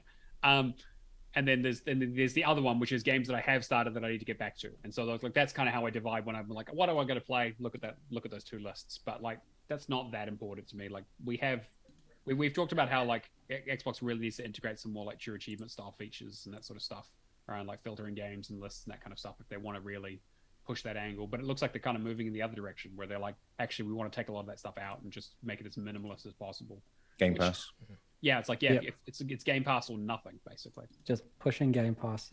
And it's annoying because they have these really good dynamic backgrounds, and now they're just like throwing vomiting tiles all over the top of them. Like, oh, here's a cool picture of Master Chief. You'll never see him because as soon as you scroll down, it's just a giant ad for Game Pass, EA Play, Game Pass. Look what's coming to Game Pass, guys. Hey, have you heard about this thing called Game Pass? Yeah, don't forget about the icons on the actual pictures now as well. I hate that so much. I feel weird about the dynamic backgrounds though, because it's like, realistically, do you spend enough time on your dashboard to actually appreciate the dynamic backgrounds? Like they look cool at first, yeah, but like how long are we actually spending on the dashboard? I'd much rather something cool animated, you know, like when you wait a minute or two and it comes up with like I was gonna say literally just the flying through space screensaver that they used to have on Windows 98. Nice. See, I just Pipes. have my Bring back Artful pipes. Escape wallpaper, like Pipes. background. Or the maze What about one. I like bouncing the maze one. words? They used to make up bouncing words DVD player, when you go into icon. shop. The DVD player, yeah. The Xbox logo that never touches the corner. Yeah. Yeah. Well, no, it might do. You have to Right. watch it in case it does. You have to keep watching it until it does. All right. Well, Oh dear. let's get onto our last news story that we'll just touch on. Apparently, going to be some Ubisoft is like, hey, give us some more money. Okay, I can finish this all in one take, yeah? So Ubisoft Okay. are bringing out $70 USD games. They're going to introduce it with Skull and Bones. Skull and Bones is going to fail. Ubisoft is going to release $60 USD games. Prediction. I bet money on that. I would bet the additional $10 that I'm not going to spend on that.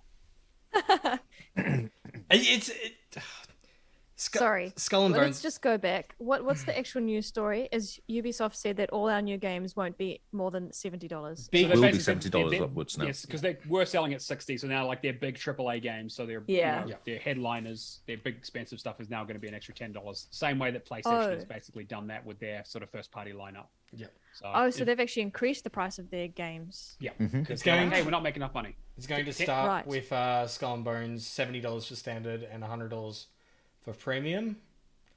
But won't everyone just wait till the sale? Yes, Yeah, which is coming in 3 days after the game releases. Exactly. I would hope so. The boat's probably not going far with that one, but Look, if couldn't help myself. if they had started this with Mirage, I could have like seen it being okay because Assassin's Creed being such a like flagship series for them. Yeah, flagship. Thank you. Yeah, cool. Ubisoft. I was going to say, Keo has beaten me to the punch where he said Ubisoft can't distinguish between which of their games are and are not AAA, which I think is kind of the biggest problem there, right? It's like, what? Who's excited about Skull and Bones now? I've seen lots of stuff about it, and I'm not interested anymore. I was excited until I saw more stuff about it, and now I'm like, oh, Like, wait a minute, doesn't what is look this very crap? good. Yeah, like it looks like Black Flag because now you can make to put stuff on your boat. Yeah, That's the last thing they brought out. It's like, well, yes. I think the initial thing I said months ago is if it did PVE, it could take that Sea of Thieves kind of market. yeah, but it's PvP only basically. Yeah, it's PvP only, so it's going I to be. thought it was dead on arrival. PVE VP. I thought it was that. No. I think there is like some level of AI in there and stuff, but it's mostly like it's okay. more of a competitive style game. I think is more what they're going. Okay, so you're gonna get griefed all the time. I think it's like early levels PVE for VP, and then it goes into PvP after you I defeated see. them. Yeah. Ranked piracy. I don't know. Okay, we'll just go around. Is anyone actually interested in Skull and Bones based on what they've seen? Charlotte, No. Kyle. A little bit. It's a part game. I like parts. Okay, I can see it. Simone. I think your mic's off. Can't hear you. No, I see it. No, she's just thinking intently. No, It's I said concerning. no. Maybe it didn't come. Maybe it didn't come through. Lee. I was until when they did the Ubisoft Forward, and now I'm not anymore. I was really excited, and now I'm like that. They're not doing anything. As far as I can tell, it's not ready. It doesn't look like it's ready. And then, how long have they had? Yeah, I know. It doesn't look ready. It looks exactly the same as it did when they first started doing news about it a few months ago. Very bare bones. Yeah. Cameron. Not in its current state. It need just do PVE, make it role play kind of thing. People will do it then. It's the only way to save this game, in my opinion. That's fair. That's fair. I will look at the achievement list, but I do not have high hopes. And Sounds like certainly- this game's not going to float.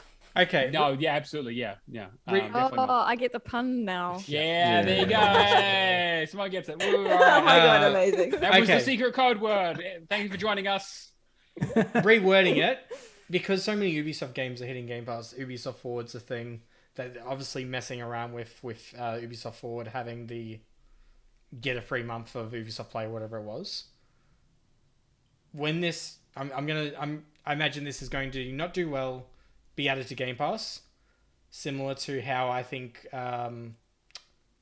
Rainbow Six Extraction was an experiment for him. Great. Yeah. That's the only time I think they're going to make money back is for like a Xbox Game Pass kind of deal. Yeah, I agree. I kind of feel like it's sending it out there for $70 is sending out there to die, to be honest. Do you think Ubisoft will be bought sometime soon? That's a very good question. Didn't I mean, Tencent just buy a load of them? They did just buy some of it. Well, Okay. they bought some of the parent company that owns it, which is the Emos. The emos.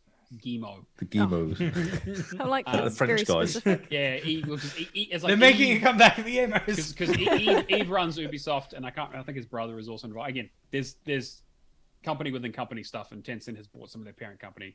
I mean, Tencent will buy part of them, and then Embracer will buy part of them, and then just the cycle they'll basically continues. just get torn apart at some stage. I would not be surprised because Ubisoft, as we've talked about many times, is not in a great spot right now. They haven't Losing money, aren't they? They're not doing well at all. Yeah, they have not been doing super well. They haven't had a big hit in quite a while, and that's just from a financial point of view. Obviously, from a social point of view and optics, they have been going through some not great stuff in terms of how their management has been working with people. But again, we don't need to get into that because it's too fucking depressing.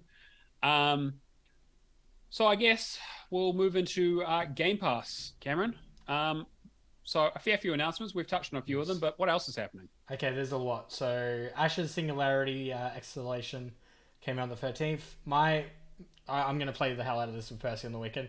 DC League of Super Pets, The Adventures of Crypto and Ace. Come on, You say Percy, but we know really what's happening, don't we? Okay, Outright Games are the best goddamn publisher for kids games on Xbox. And if Xbox continues working so closely with them, especially with a game that just came out 6 weeks ago that retails for, what was it, like $60, $70 Australian? Jeez, yeah, it was like 40 news. Like it's the IP. I understand that most of the money there is going to the IP kind of thing, but still, if they keep on having these games come to Game Pass like a month or two after, perfect. Add all the Paw Patrols, add whatever you want to do. I was gonna say they haven't really have a thing for dogs, right? Because they did a Bluey game, was it? And then they did. There's 4 Paw Patrol games now. There was a kart racing one that came out. Four. He's Australian. He doesn't do counting that well. He grew up in the country. There was a kart racing one that came out, I believe, this month. What else is there? It's a whole bunch. Like, there's how many like Spirit games? Yeah, and then they do like the Ben 10 ones and things like that. Ben 10, Barbie. I think there's a LOLs game or something. God. LOLs? Yeah, like you know those. The LOLs dolls. Yeah. Yeah. I can't say it. LOLs but dolls. I will take your word for it. Cameron. Yeah. Take my They're word. literally called LOLs and then like dolls, like brats. Like brats, okay. Yeah. Oh, okay. Yeah. Basically, just think of the Bratz dolls. You suck at parking. Cool. I do, but you didn't have to call me out on. I was going to say You Suck at Parking, and also a game called You Suck at Parking coming to Game Pass. Yeah. Yeah. That's fine. Despot's game, which looks very interesting. I don't know how to describe it off the top of my head. Go check out the Steam page. It's been out on What's it Steam for called? like a year. Despot's game. Despot's game. Actually, I'm looking it up quickly. It sounded really cool. Guide puny humans through Despot's game, a roguelike tactics army battler. Equip your team and sacrifice them through procedural dungeons as you fight enemies and other players. That literally sounds like my fucking nightmare. Yeah, I know. But I like those kind of games. It sounds games. like they chucked every genre that I can't stand into a blender, and they were like, here is the roguelite smoothie. Auto battlers are a new thing. Everybody loves Vampire Survivors. Yeah. You know it's a thing. Yeah. Anyway, what else was there? Metal Hellsinger. Metal Hellsinger, which yeah. That looks so good. Oh, The that looks music amazing. is going to be amazing. Scarred for Life from our chat got a sore finger from playing it because he got obsessed with hitting the button in time with the music and it hurt his finger after a while because he was doing it too hard. That is Got the hand problem cramps. I had with BPM as well, bullets per minute. Yeah, it just cramped your hand up after a while. I feel like Cool idea, but is it practical to play? I guess is the question. it might be one of those things that's better like with a keyboard. Like like less strain on your fingers kind of thing. Hardspace Shipbreaker coming to the console. That was already out on PC. Deathloop dropping for both Xbox and PC Game Pass on 20th. September 20th. Beacon Pines coming out on September 22nd. Slime Rancher also I've coming got out one Sunday. question. I've got a question about Deathloop. How does it work with jumping into someone else's game and annoying them? I don't Because you can hunt them, can't you, or something? Yes, you have to like queue up for it, but it'll put you in someone's game. Basically, you basically play as the hunted or the hunter. And it's kind of like they're like different modes. So I would advise if you want to mess people up, you probably want to jump in pretty quick because I'm sure the player base Because people will get very good. up. Yeah. Yeah. Okay. Because it's weird because like Deathloop isn't like a competitive multiplayer game, so people will play through it once and then kind of be done with it. So you don't. True. Because there isn't like any multiplayer, so it's like Because you're jumping into someone else's playthrough, then, are you? yeah, you're basically just annoying being them. like, hey, you're enjoying this game? Not anymore, motherfucker. Surprise. Actually, that does sound like a good time. Sorry, yes, Cameron. Spider Heck. Sorry, continue. I don't know. Oh, Spider Heck. I Yeah. don't know anything about Spider Heck. Moon's Cars. Yep. The Moon's buggy Cars. racing game. Yeah. Cool. Granted for release on September 27th. I can't give it too much away. I was talking to somebody about game preview today. There's only 5 games on Xbox in game preview. Yeah, not that many. It was quite a small list, right? Yeah. Interesting. Interesting about that. Let's Build a Zoo September 29th. I am really fucking excited for this. I love games from Nova Robots. Like, anything that Mike Ross touches is amazing. And What else have they done? they did Mental Descenders? Blank. Descenders. okay. Yeah, they did Descenders. They did Yes Your Grace. They did... Okay. Yeah. As soon as you hear Yes Your Grace, that's why I love them. Yeah. What's the other one that's in Game Pass at the moment? The one about psychology. Mind hackers? Mind Scanners. Mind Scanners. Sorry. Mind That's it. scanners. Which was also pretty neat. I need to go back to. So yeah, Let's Build a Zoo just combines combine a chicken and a cow. You've got a scandal. essentially, but you made a whole zoo about that. So yeah, cool. A chicka bow wow. Valheim on PC, one of the best rated games of Yeah, was it that's last awesome. year? The year before. A couple of years now. Last Yeah, it feels like it's been out for a Team of while. 5, yeah. last year. I think, So yeah, PC, and then the Xbox port will follow. Don't know when yet. Yeah. What do I have? Despot's Game? Maybe Despot's Game got moved up. I've got it in here twice. It's really good. It's either coming in 15th or the 29th. And then Okay. Coral Island got announced for October 11th, and Evil on True Achievements as well. And Evil also looks very interesting. And yeah. Also, I wanted to quickly say too, go and check all the upcoming games on Game Pass Counter. I don't think we've ever been in such a period of time where we have so much knowledge of all the games that are coming out over the next few months. Microsoft, I would say, is probably hedging their bets and saying, hey, we haven't got a big title release for Christmas, so we are just going to flood you with games to be looking forward to make sure that you're All on the Game Pass. games. Which is actually, I prefer that, to be honest.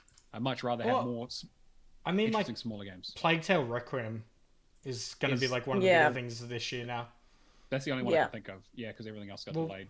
Think of October though. You got that. You got Scorn. You've got Yeah. Scorn is kind of like a mid-tier release, but I'm definitely interested. Double A. I'm Yeah. Redfall coming out? Careful. No, they got delayed.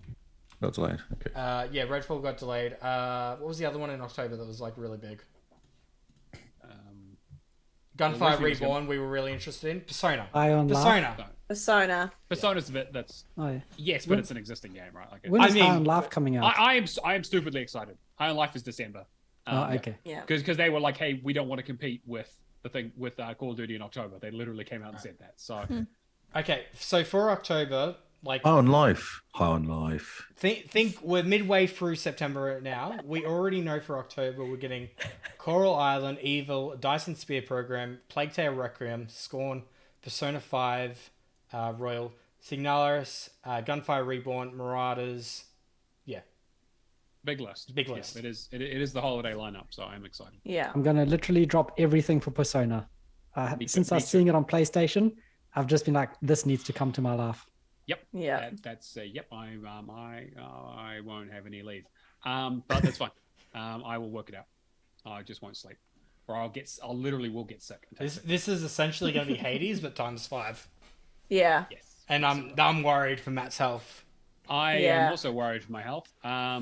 Speaking of which, what have we been playing this week? I'm going to go to our guests first. Kyle, what have you got? I've been quite boring actually, and just been playing Halo. But what about what Infinite. you've been playing? Yeah, I've just been playing Halo. There's a event happening called the Yappening, which is stupid fun, Yappening. and I quite like jumping into Halo when they do their stupid fun events. Does that One of the have events- any involvement with is it Yap Yap out of Halo Wars 2?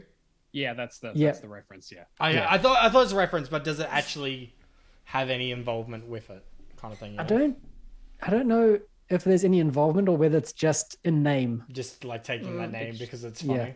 Yeah. The best game mode in it that's happening is called Big Team Scockets, which gives you a skewer and a rocket launcher and puts you in a battle with 12v12 people. So Wow. there you go. that's fun. There's just rockets going everywhere. It's the Oh best my thing ever. God. That does You sound fun. spawn, shoot your rockets, and die. Wow. So yes, and now I've just been playing to get all the cosmetics for Halo. So I've been enjoying that. And then I've messaged one of my mates today to basically say, after the yappening is finished, we're going to go to Onyx rank. We're going to just hit it hard, and we want to get to Onyx. All right. We'll have to get you back on the show when you finally hit it. Yes. I'll see you guys in about 2 years. Yeah, I was going to say, we'll probably be the next PAX. Actually, we'll just come and say we'll do the show live. And so, anything else? That's it. All right, Simone. Well, I've been even more boring. I've just been playing solitaire. However, on Wednesday, I did jump back into Riders Republic, which I haven't touched for a while, and had a go. They have a little intro for the new DLC that they've got for BMX bike riding, which seems really, really cool. And I wouldn't be surprised if they introduce skateboarding at some point. I was surprised at how many different things they put in that game. Like, it has like a real interesting, again, like totally not my kind of game, but like just like watching it and being like, wow, like they kind of really went for it. They were like, yeah, Steep was kind of cool, and we had a couple of bit of variety in that, but like this is what it's really about. Yep, they have everything. It's great. Yeah. Riders Republic is one of those games that's a sleeper hit. You go, oh, you should check it out, and everyone goes, oh, it seems okay, and then they jump in and they just go, oh, this is crazy, this is insane. And they just play that for the next couple of weeks. It is insane. One of my favorite ways to describe it is, you remember the 90s movie Hook, based on Peter Pan? I do. One of my favorites. And in Neverland, and you've got the children, and it's just chaos everywhere. This is like, it's like that. Cool. Yeah. And colorful, which is great, and does not take itself seriously at all. It's like the Sunset Overdrive of extreme sports. Cool. That is actually a really good way to describe it. It's actually a lot of fun. I need to go back to it. It's good fun. Lee, what about you? I got a few games. Destroy All Humans 2. I've been playing that, which is an incredible game. I'm so impressed with it. I never played any of the originals, so I just jumped in completely cold, knew nothing about the game. I think Cameron's talked about it quite a bit because he played it obviously a few weeks ago as well. Or completed it. Have you completed it? Finished it. Finished it after last week's podcast. Yeah. It's cool. It's so good. It plays so well. The story's really good. It's really interesting. The gameplay, the control, everything just works. It works really well. They've done a really nice job of re-skinning it and kind of doing it. And from the sound of it, it's the essence of the game as well. Like from the original, it feels like the same game. Great. Are you looking at going back and doing the first one, because it is on Game Pass? Yeah, I saw it. I saw you were playing it, weren't you? Yeah, I had a really, really good time with it. Like, I thought it was hilarious, and like I'm actually very keen on the second game based on what you, Cameron, and yourself have said. I want to say one thing. Go if you're a listener, go 1 to 2. Don't go 2 to 1. Yeah, right. Because it's. I don't want to say it's. What's the best way to putting this? It's like a completely different game in the sense of. 2 feels like linear, like there's a lot more direction of what you're meant to be doing, like, and still having those side missions and all that. 1 kind of feels like bare bones, in a way. Oh, okay. I really like the way they're doing it, so you can kind of just do the 30-odd missions and then go back and do the open world. You don't have to do open world to be strong enough to complete, not an Ubisoft game where you have to mess around a lot to kind of be powerful enough to do stuff. Also, you are an assassin. Now go and collect 480 flags. That's right. And go and stand on top of a tower, There's none of that. They just take you to the area. They give you a cool weapon. And what I read was actually worth completing the whole game, because then you're powerful enough to go and do all the open world stuff, to go and do all the cleanup. Which is great. That's how it should be. It's how you want to do it. If you just want to go and do the full game, then just do the game and then leave it. You don't have to mess around with all the time-consuming stuff. Okay, I'm definitely looking forward to it even more now, so I definitely have to check that out. Yeah, it's cool. I think there's 34. I think I've done half the missions. I'm halfway through, mission-wise. I've just got to the third island, the Japanese or whatever it is, the Asian place. I blew up the lighthouse. I haven't played since. Guys, the best thing about it too is it's not PC. No, like, not in the slightest. It's early 2000s humor, and I love it so much for it. Yeah, they've not. I think they took out one. Didn't they take out one mission or something? That was all. Other than that, it's exactly the same missions as 2000. Wow, that's pretty good considering some of the stuff that like they. Yeah, no, that was because you're reading the mind like in the first game it was the 50s. I think it's the second one the 60s or is 60s? That, like, so I think they do like decade by decade because I think the third one was in the 70s. And so like the first one was all 50s, so it's all McCarthy era jokes and communism and lots of jokes about Marlon Brando and don't ask, don't tell, and They removed a specific side quest about crypto helping a person get a sex change. I mean, I guess that's timely, right? Yeah. So that was. Okay. Anything else? Yeah. I need to talk to you guys about this game called Immortality. Oh yes. Okay. I have it downloaded. What? So the... do we actually, Lee. Just for the record, we Yeah. downloaded it. This game was fascinating. I played it for I installed Phoenix Rising to play that, and it was going to take ages. And I was like, well, and then I could play Cloud Immortality because it was next to it, basically, because it came out the same day. I was like, oh, yeah, play on the Cloud. Hour and a half later, I was going, what the heck had just happened? I don't know what I'm doing, and I'm fascinated by this game because it just kind of drags you through and it gets you going. So I wasn't looking at achievements, but then if you kind of go, I'm going to click on the keys, and you follow the keys and watch the story, and then you click on the next game and take all the keys through the story, and it's what it's doing. It's got these 3 movies. But it also gives you them doing the reads for the movies as well. And it flips between the movies and the reads. And it's really interesting watching someone do a read for a movie, and then you kind of forget about it. And then later on, you click on something else, it takes you to the actual scene they do. And you go like, oh, I've seen the read of this. And you can actually, and it's like really fascinating watching that. Watching actors do reads and then doing acting. Like, it's brilliant. It's amazing. Yeah, but I have no idea what's going on. I don't understand. Like three different films, right? So I think the plot is that like the actress is like, there was like a mystery and she's disappeared. She's disappeared. These 3 movies didn't get released, and she's disappeared. Okay. And the idea is you try and work out where she's gone. But there's achievements for working out where there's like 4 or 5 different people disappear as well. And I've worked out one of them, but I don't understand how I worked it out. I got the achievement. It went, oh, you've worked out how so-and-so disappeared. I was like, I don't understand. But when you're watching it, you sit there watching it. And initially I wasn't paying attention, but your controller vibrates. So your controller vibrates, wait until it finishes vibrating, and then hit the rewind button, because you can jump back and forth when they're watching. And it shows you a random, weird black and white scene, like a freaky woman appears, or someone has sex, or there's boobs appear. Like, it's just all this randomness. Don't play it on time. Twitch. Do not play it on Twitch. No, don't play on Twitch. No. But then I did realize only halfway through the game, I noticed the vibrations of the controller actually did something. So I think I missed a whole bunch of the game. I'm like, oh no, I'm gonna have to go back and kind of, because there's an achievement for watching all the, I don't know what they call it. It's basically like a black and white scene, something like going on in footage, the background.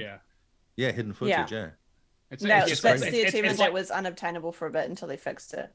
It's like the old days where you put the vinyl record and you play it backwards to hear a message from the devil. Yeah, that's right, exactly. And there is literally a woman appears. She's a really weird looking woman appears and mouths some words and then disappears again. And you're like, what the heck? I don't understand what has happened. But then you go back to watching it, and then you're like, I'm going to click on there's one particular actor. You'll click on her face, and you get taken through all the way through it. And then you'll click on like the sound guy, and then you can go all the scenes with the sound guy in it. And you end up watching the whole scene to the end, and then I go reverse it back again to a point where I'm like, I actually want to know what happens here. So you watch the whole scene, because then you get really interested to know what happens in the movie. Then you reverse it back and click on the rose that you saw, or the bird, or the person, or the knee, like literally blood dripping from someone's face. You can click on that; it'll take you to a scene with someone else with blood dripping down their face. And it's fascinating. I've spent about 3 hours into the game now, and I'm so confused. I don't know what's going on. But I just keep playing it. Everything I hear about this game is like, this is incredibly fascinating, and I have no idea how you would even make something. That's like exactly right. Like, I feel like it is like it is Charlie and Always Sunny, where it's like it's the board with the string and like who is Pepe Silva. Yeah, that's right. Yep. Because you can actually zoom out and you have like all the images of the scenes as like a storyboard, so you can kind of zoom around them. But also, every time you click on something, it takes a picture, so you have a picture area as well. You can look at all the pictures you took as well. I have no idea why. I don't know. I'm very keen on this, but it's like the kind of thing where I'm like, just play it, please. Someone else play it. I need to talk to somebody about this game. I need to debrief. Is the game like As Dust Falls of like maybe even 12 minutes where I can just go in blind, play one playthrough and clean up, or is it something that I should probably use a guide? I don't know how a guide would help you. The guide helps you with the achievements, but I don't think you would understand the game if you just went and watched. Because there's like, so one of them is you click on 3 keys. Okay, great. So you click on 3 keys. But the actual idea of it is you watch the scene with the keys in, because you want to know information to know where to go next. And then when you watch another scene, you're like, oh, well, that links to that scene. And that's kind of what you're doing. Have you played 12 Minutes or As Dust Falls? No, I've heard it's kind of not very good, so I didn't bother. Okay, I didn't waste my time. I'm wondering if it gives you that kind of 12 Minutes and As Dust Falls, have you have that feeling of exploration through dialogue? Yes. And through definitely. story? Yeah, definitely is that. Yeah. Definitely. I'm But just this wondering. game's very non-linear. But it's right? also Yeah. fascinating watching the people do the acting and the kind of the reads and stuff as well. I find that really interesting. Yeah, there's a lot of behind the scenes. I'm wondering. And if then this... when you do, Yeah, I'm and then wondering. when you rewind a scene and it gives you a whole different scene. Like one of them was a door, and it vibrated. I thought that's weird, so I reversed it. The first scene is him going through the door. Nothing happened. If you reverse it, he goes through the door and there's a woman on the other side, and this whole scene happens, which you'd kind of miss if you didn't get the vibration, if you weren't paying attention to the vibration. So that's really, so it is worth watching it to get all the randomness of the scenes that happen as well. I'm wondering if it's I've a no good idea. game to play with like another person kind of thing, just to Yeah, have like back. backseat gamers kind of. Yeah, possibly. Yeah. Yeah, like achievement-wise, like I've looked into it, is kind of a nightmare to be honest, because it's that's very much not what it's about. Oh which, well, there's one of the scenes is every single of the movies. You got to go to each of the movie scenes, and the only way you can do that is by going to every single scene and every single person and every single item and finding all the hotspots, and it's like Finding all the you've got hotspots, to tick off yeah. the list, right? and you don't go necessarily from one hotspot in the same movie. It will take you to a different movie. So then trying to work out how to get back to the movie you're watching is not really that possible because it's random. Right. Which is why it's fascinating because you're like, oh, that's one person because you've got to find like Ruby in 3 scenes or something, and you find Ruby somehow, and then you click on her face. It doesn't necessarily take you to the scene where she was in the different movie. It might be the same movie. It could be a read for the same movie, so it doesn't necessarily take you where it thinks it's going to take you. So it could take a while to actually get these 3 scenes. Okay. Yeah, and that's not the point of the game though. I don't think the point of the game is the achievements. No, right. Me. Yeah, Yeah. it's and like as much as I love achievements, this is such an interesting kind of concept that I'm like, I kind of just want to jump in and see it. Yeah, I think you should just and tell me if I'm just mad and it's just not very good. No, it's like it's like you jump in and it just plays the 3 movies all the way from Yeah, I start know, to it just beginning. plays them There's one nothing after weird another. happens Yeah. at all, and it's all fine. Yeah, you're like you. They clearly must have got the wrong one. Like the dog keeps sitting on the controller or something. You know what would be really interesting? If they had like a streamer, like a YouTuber, break it all apart. I'm sure they will. Like I mean, they splice it all There'll be back someone. together. Well, no, gonna- so you can do that. So when you hit Oh, a you can? scene, it then if you go back to the movie area, you see them all in Monroe. So you slowly build up the movies as you're digging around. So yeah, you can find the gaps of what you might. So you can find the gaps, which is why someone says, "Oh, so you go to this scene to find this rock or whatever." So that's easy to say, but to actually get to that scene is not as easy as watching because it will go. You start at the scene and then it says cut, and then it will freezes, and it just sits there. So you've got to click somewhere or go back a bit and click somewhere. So you're not necessarily going to go back to that same movie. You might go back to something else. So clicking on a candle doesn't take you to the same movie with a candle in it. It could take you back to like a meal they were having on another movie. So it doesn't really. God, Yeah, did you ever play Her Story or Telling Lies, the other 2 games? No, so I've heard so it's very good, isn't it? That's on Game Pass now. I've heard that's Yeah, quite so this cool. is kind of the logical conclusion of like where those games were going for, because the idea of Her Story was that you are sitting in front of a computer watching footage of police interviews, but it's only the responses. You don't have the questions being asked of the person. Okay. And so you're watching these videos and you have to kind of think, like, make notes and be like, okay, like maybe what do they ask them about? And so what you do is you hear something and they say like a name, and you're like, okay, you write that down and you put it into the search bar and it pulls up the first 5 videos that have that name in them, and then you watch those ones and try and figure out where they click together. And so you kind of build a sort of profile of like, I think it's like 7 days, like 5 or 3 days, certain amount of days of interviews that happened, and you trying to chronologically understand what the story is about and what happened and why the interviews are happening in the first place. I think I might be misquoting this, but there was a story going around where they put like an ending in the game for Her Story, because they were like, okay, and then at the end of the game, you can choose to just close the computer and be done with the game once you've experienced it. But the game just goes on for as long as you want. And I might be misremembering it. Is this going to be spoilers? No, it's not spoiler. Okay, thank you. This is kind of like, yeah. So not the story related, but it was like the developer talking about people testing the game. Okay.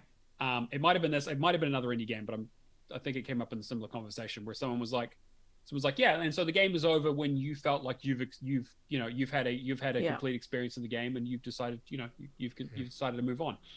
And the first comment to that, he posted that in like the Steam forum. The first comment was, how do I know when I feel like I've had a complete experience? You're right. It was that, I'm pretty sure. Yeah, I was like, how do I know when I'm satisfied with my experience? And it's like, well, I think maybe there's some things to break down there that you probably need to think about first before you ask someone else if you had a satisfied experience. But I need the game to tell me. Yeah, exactly. I need the game to tell me that I need the word that I "the enjoyed end" it. at the end. Yeah. That Yeah. sounds so interesting. But I would definitely recommend it. I think it's, and like you said, Cameron, what someone did is actually do a breakdown of all the videos in chronological order for her story. So if you wanted to, you could sit again. You don't get the questions right, but you just get all the responses in order of how the interviews went, because they are time stamped. And it's an interesting watch. Cool. Oh, the things are fascinating. I'm It's just on my wondering, list. Immortality, you take it apart, you get like to watch 3 full movies. Yeah, basically. And just enjoy pretty much. that. Yep. Apparently, they're not bad What's movies wrong either. They're really interesting movies, yeah. There's like a kind of religious one where some guy thinks he's God almost. There's some sort of murder mystery one going on, which is weird because some artist guy gets killed. What's the third one? Yeah, because like film noir one, right? I can't remember the third one now. I can't really work out the third one. The third one's another detective one, I think. But she's very good. The main actor's very good. Because obviously she had to actually act in these things. So she's very good at acting. Like she does a really good job. And she's very different in each of them as well. Yeah. Okay. I don't know. It's a fascinating game. I'm gonna have It to really play is. it. Anything else? Ascent with Cam, which was fun. Yeah. I did start the DLC as well, so I could get my melee weapon, which is awesome. I just like killing It's- things in that game. It's so fun. Interesting how much that game opens up with having Lee be overpowered and walk you through it. Like it's an enjoyable experience, not having to tear your push your head up against the wall and keep on. Because I fighting remember enemies. playing that game on my own with no help, and some of these monsters are a nightmare to kill on your own. That was one of and the then first going episodes through of your this guys' one. show that I watched was you talking about that game and how much of a pain in the ass it was. Yeah, it's a nightmare because I'm not used to playing twin sticks as well, so I was getting used to controls and being beaten up all the time and dying constantly. But now it's real. I'm going. Oh, I remember this guy. Oh, he's dead. Like, it's good for his fight. And it's cool. I'm enjoying that you're taking Cameron through the game because by the time he's over leveled and is done with it, I'm going to ask him to take me through it. Yeah, so take through it. we'll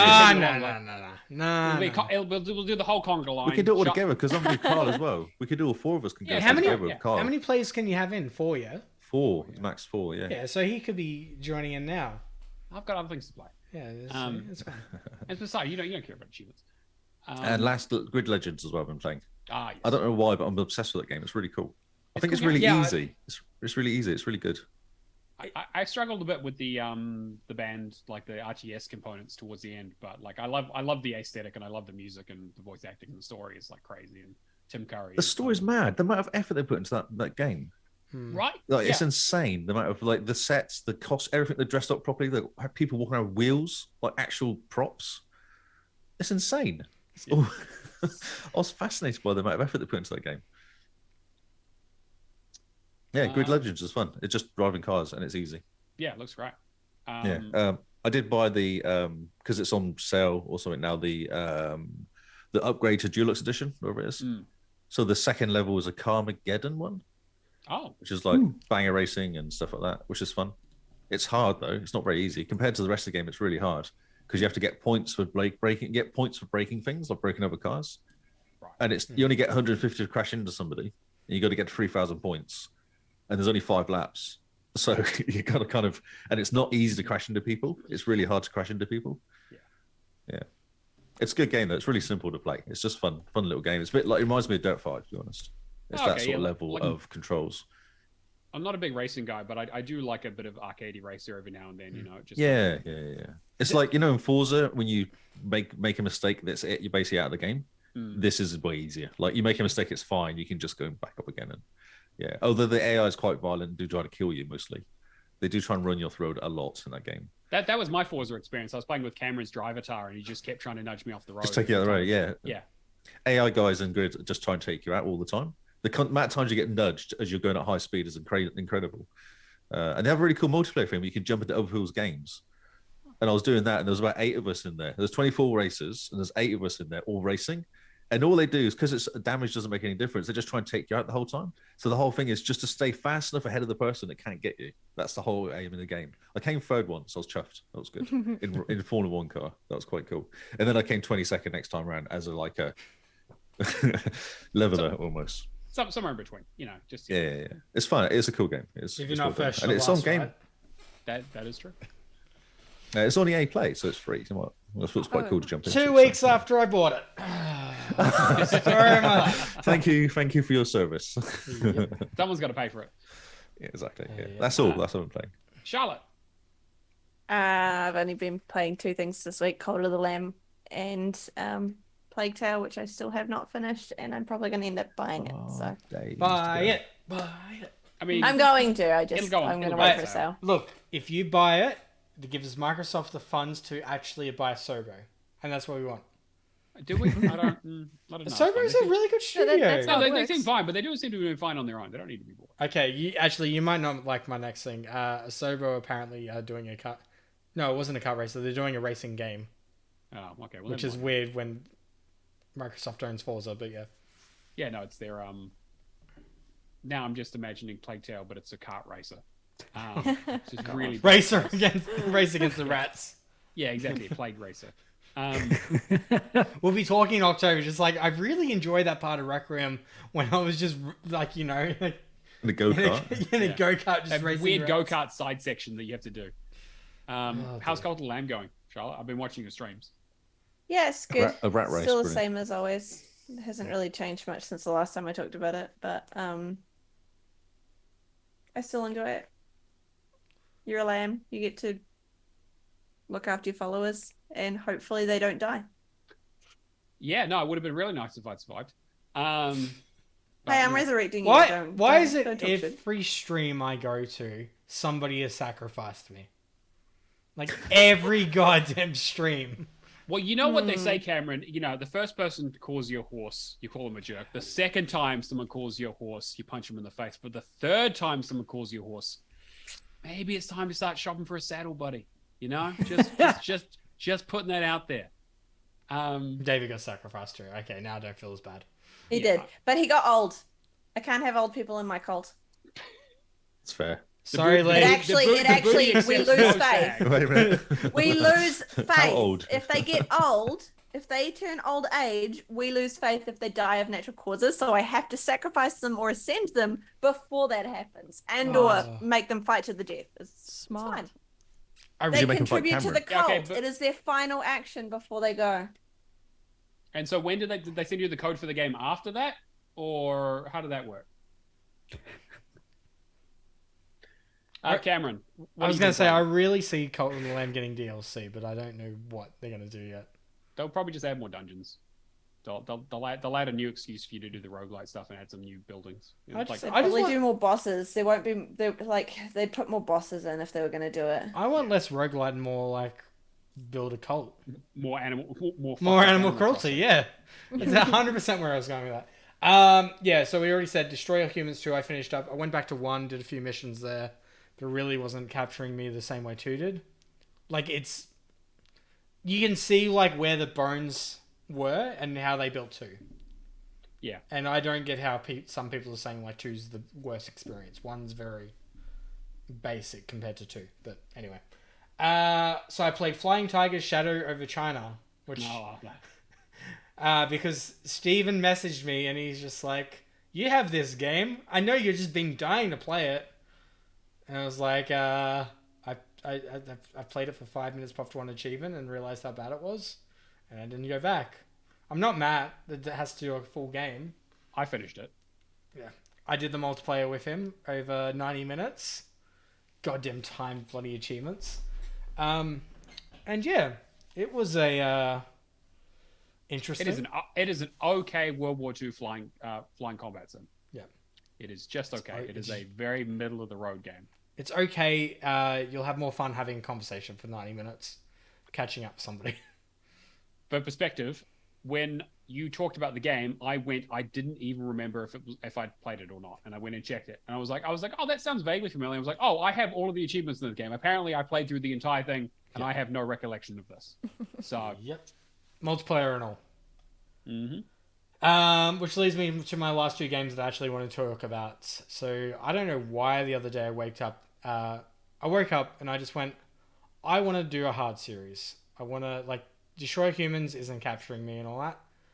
And I decided, like, all right, I'm just going to do all the Dark Souls. I'm so proud. And it's been interesting so far. Wait, so you woke up and you decided to do all of them, not Just No, like I'm doing them all in one. order. I'm just like, all right, I want to start streaming a bit more and all that. I want something that, if somebody tunes in to see me, they know that I'm going to be playing like one of these games. More than Dying one. a lot. Yeah, I would say like Charlotte at the moment has Cult of the Lamb. Like if you want to go and check out Charlotte's, if you want to check out a really cool Twitch streamer that's playing Cult of the Lamb, you go check out Charlotte. If you want to go and check out me dying a whole bunch of times in Dark Souls, you check out me. Kind of scenario, kind of thing. I saw. And yeah, I died a lot. Which So, have you played it before? I played it for 15 minutes before. Okay, so you got to the main boss guy and went, "This is really hard." No, I think beginning. I picked. So I have like moods around games. So sometimes I'll pick up a game and be like, I'm not going to be able to commit to this, yeah. But then sometimes, like Forza, for example, I've spent like over 3,000 hours in the series.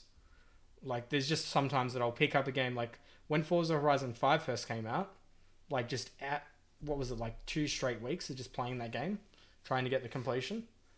But you have a real love of really experiencing a full series. Yeah, It's one of that's those the things thing. that you, Yeah. like you really enjoy that kind of stuff, which I understand that for sure. Like it's especially from a narrative perspective for me, but from a gameplay perspective, I understand that too. Yeah. Especially with so Dark Souls is weird though, because like I'm visiting it because of this so-called, like, I guess there's difficulty around it, yeah. It is a challenge. Alleged. It's challenging, yeah. It might not be as difficult. Like I think certain parts of Dark Souls aren't as difficult what people claim they are, but then there's others that, like Gargoyles, for example. I was really struggling with that. It's a tough boss fight. It's not. I mean, like I can probably do it mostly in my sleep at this point, but I've played that game many times. It is, yeah. Whereas in there's a demon like in the basement under the bridge. I can't think of what the boss's name is, but like I did that first try, and that was that was cakewalk. So I'm finding it really interesting. At the same time, because Dark Souls is so well renowned, and because I'm streaming at the same time, I'm having backseat gamers in chat, and that's actually a really good thing too. Because like there's so many people that, I played 15 minutes of Dark Souls before this week. I have no idea what I'm doing. I'm not going to claim to know what I'm doing. If somebody comes in and says like you should be doing something like, what was it? Getting a soul in the cathedral and using it as an Etis class, and not using it for souls, which I did, and people immediately got really grumpy with me after finding that out. It's kind of like, how was I meant to know? Exactly. When Brad comes into the chat and goes, "There's a really good guide on TA that somebody really cool wrote. Wink, wink, nudge, nudge. Use my goddamn fucking guide." I'm not going to listen to him, am I? No, of course not. No, absolutely not. But it's fun. I've done 5 bosses over 10 hours, I think. Pretty good. I'm really enjoying it. I've got I think it's called the Grass Crescent Shields. Best shield in the game. Yeah, it's good. Because of the haste on it. It has, you get stamina back faster on it. It's very, very good, yeah. And it blocks 90% of damage, I think, for the most part. So that mixed with the ring that you get off H guy, I can't remember. Lutek, yep. No. Oh, okay. So I got Lutek's. Okay, so I killed the gold guy, Lutek, without like even thinking about it. Mm-hmm. Like even thinking about like what the potential consequences were. I did that. Got the ring. Kept the ring on because I know that if you take it off, it breaks. Yeah. And then I got the big knight guy down the bottom of the stairs, Harlem or Haley or something like that. It's something kind of starting with H that apparently has a really strong boost HP and a whole bunch of other stuff. Right. Apparently that ring like lasts you most of the game. And I've just been using that build and I can just roll really quickly and it's great. But yeah. Dark Souls has been really enjoyable. I'm going to attempt to do all of Dark Souls 1. I don't know how many playthroughs that will to get a full completion. 3? Okay, cool. But I'm going to keep on streaming that. And then I'm going to go to the remastered version. And then I'm going to go with Games for Windows Live and hopefully have an idea of what I'm doing by then. And then I'm going to go 2, then I'm going to go 3, then I'm going to go Sekiro, and then I'm going to go Elden Ring. There are 2 versions of 2. Okay. But yes. Okay, well, I'll do 2, and then I'll do the 2 remaster. But yeah, really enjoyable. And then the only other game I want to talk about is Wayward Strand. Ghost Pattern, Melbourne devs. I reached out to them a few weeks back because the game originally got delayed. And that's how I picked up on it. Kotaku did an article talking about Michael Cadden from Pact of the Rafters and The Castle. Like, bit of an Aussie legend, yeah? In terms of an actor. If you're from ANZ, you probably know, The Castle. The Castle. The classic movie, The Castle. Yeah. Okay. If you're outside of ANZ, I don't expect you to know The Castle. But... No, you're probably not. Yeah. When I used to work at Isuzu, our conference room was called the pool room, for that exact reason, because they loved my boss loved The Castle so much that he literally it's on the door. It was literally stenciled into the glass. That anytime we got something nice, it would always go straight in the pool room. I dug a hole, Dad, which is an amazing line. So many Just so nice on good. that. But so he does voice acting in the game, and I was just like, all right, I really like the art style of this. This really reminds me of I want to say Stormboy. Like, you know how Blowfish had that Stormboy kind of like watercolor kind of picture book kind of style to it. That's what Wayward Strand has. Like a little less of the watercolor, a little bit more digital kind of art. But like it gives me that feel. Like even listening to the trailer reminded me of Play School, which I finally found out from Lee is also in the UK. It's 2 things. Is it Aussie and a Kiwi English version? That's what it is. I did not know there was 2 different versions. But there you go. We learnt something on Thursday. And the game is essentially a point-and-click adventure on a 1970s rural airship that's acting as a care home. Huh. And interesting. Yeah, it's like point-and-click, like trying to, learn all about the residents, take notes of it. There's this woman that's on the upstairs that does not talk at all. She's non-verbal. Tony. There's Esther, who's essentially, best way to put it is the hag. She's that old person that that just has the grouch, that just angry about everything. Yeah. Aaron. Bitter. Yeah, and it's just really interesting so far. Like it's just just having that that Aussie feel to it, and just talking to these people and trying to kind of piece together like all the secrets of this airship. So, did you play any more? I haven't played any more yet. I plan to over the weekend.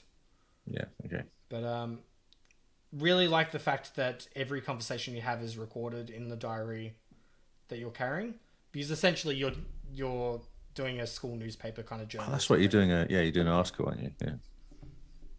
And yeah, just those interactions are interesting. Just like the fact that Tommy is non-verbal, trying to mess around with Lee and Kyo, and just feel like we're just gonna stand in a spot. Giuseppe, good old Giuseppe, getting annoyed. Just at the Joe. Counter. Yeah, yep. Good old Joe getting annoyed at the counter just because we're just like a teenager just standing there. There's literally an option that says waiting or something, doesn't it? Or waiting. Or something like that. And you just keep hitting it and just keep hitting it. And he's like, "Are you still here?"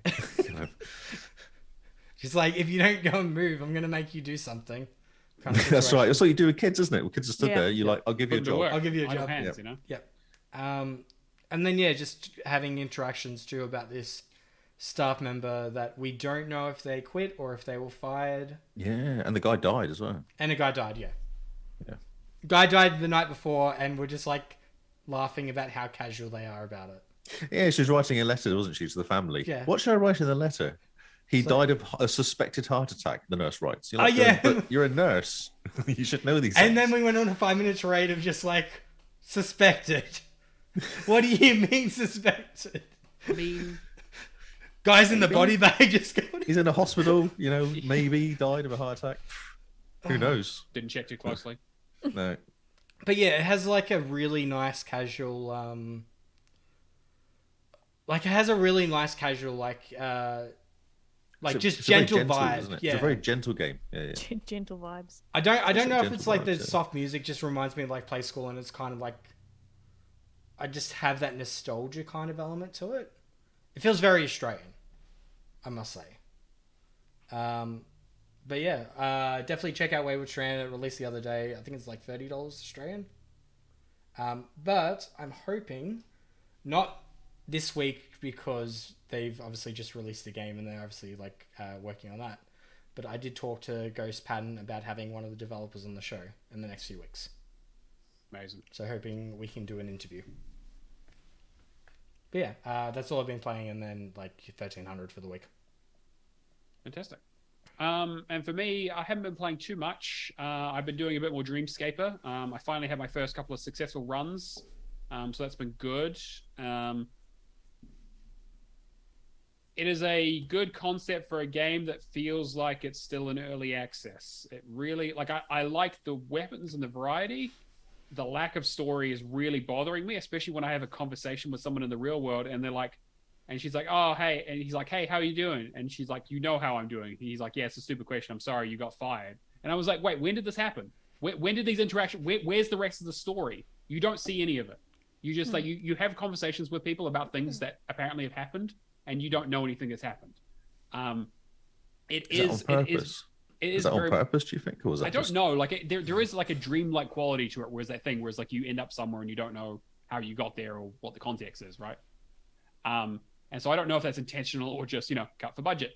That's DLC. Yeah, exactly, right? Yeah, DLC, the actual explanation, the narrative. So the game is very narrative light in that it basically doesn't exist, and the interactions with the characters feel a little weird because you don't really get much context. I'm curious how are the boss battles though? They're okay. They're like the boss battles are the best part of the game for sure. Yeah. But they do basically boil down to just using the same couple of attacks over and over again until they die. Which again, it's a roguelite, right? You want to get a good build that works, and like sometimes you do and sometimes you don't, and that's fine. Like I've said, I like the variety in the weapons. I don't like the regular enemies; they're pretty boring. The boss fights are the best part of the game. And they're getting like a good build. Like again, it's a very, very typical roguelike. But it just like, again, it has a lot of Hades trappings, but I won't talk about it for too long because I've talked about it a couple weeks in a row. But I'm getting through it, making some good progress because you got to finish the game 10 times for an achievement, and then I'm going to have to crank it up to the higher difficulty with the extra stuff on it. There's a little bit of RNG involved because it is a roguelite. But yeah, we'll see how it goes. But it's been my kind of chip away at game because I haven't really found a new project to work on yet. I also finished up Spellbreak finally. Got my last achievement, just sort of, again, that was my project game before this one. So I'm kind of leapfrogging. And then I talked about it a little bit last week, but I finished Zero Time Dilemma, which, if you know me, is something that I was hugely excited for. It is the third game in the Zero Escape series. The first two being combined. You can get them on Game Pass for Zero Escape, the Nonary games, which is 999 and Virtue's Last Reward. They've basically released them together in a single package. Visual novel mixed with like an escape room kind of thing, where it's like you get put in a location. It's like, okay, solve puzzles to escape the room, basically. It is the third game in the series, so I will try and be careful about what I say because it is very spoilerific. But basically, you and a bunch of other people are trapped in an underground bunker. You're in three different teams, split across three different wards: Ward Q, Ward D, and Ward C, basically. And the teams basically have bracelets on that have a timer. And every 90 minutes, they get injected with something that makes them fall asleep and forget what happened within the last 90 minutes. And so what happens is you basically it gives you a list of stuff being like, okay, you need to jump between the three groups, solving a puzzle. Like every time they wake up, they're in a new room and they have to solve a puzzle to get out of it. And there's usually some sort of ethical quandary that you have to deal with. And again, they talk a lot about like thought experiments and like Skinner boxes and like prisoner dilemma and things like that. Game theory, a lot of stuff where it's like it's psychology and interesting around like, okay, because they get told basically that the only way to escape this facility is for 6 people to die. It's one of those kinds of games, right? And the very first thing that you do is like, okay, we're going to vote. You basically have to vote. You have to vote for another team. If any team gets more than one, basically, if any team gets 2 votes, that team dies. They have shot collars around their necks. They will explode and kill them. But you play each of the teams, so you could just be like, well, okay, you vote for this one, you vote for this one, and you vote for this one, and everyone's fine, right? And it's great, and there's nothing to worry about, and everything's going to turn out great. The game is nuts. Like, it is insane. Trying to keep it straight in your head is very, very difficult because you are jumping between times because people are falling asleep and waking up and losing their memories. There are lots of twists and turns. It took me 18 hours to finish. It has ruined my sleep schedule for this week. I was playing it last weekend because I talked a little bit about it last week, but I touched on it because I only just started it. I finished it basically that weekend. And I was up till 5 a.m. getting the ending, the true final ending, because there are a lot of endings. There are a lot of bad endings where things go very poorly for you based on decisions that you make. But I got the final ending because I was like, I will not be able to sleep unless I know what the fuck is going on in this game, because it makes no sense to me and it's one of those things where none of it, like the other games like 999 kind of makes sense because it's like a mystery as you go through it.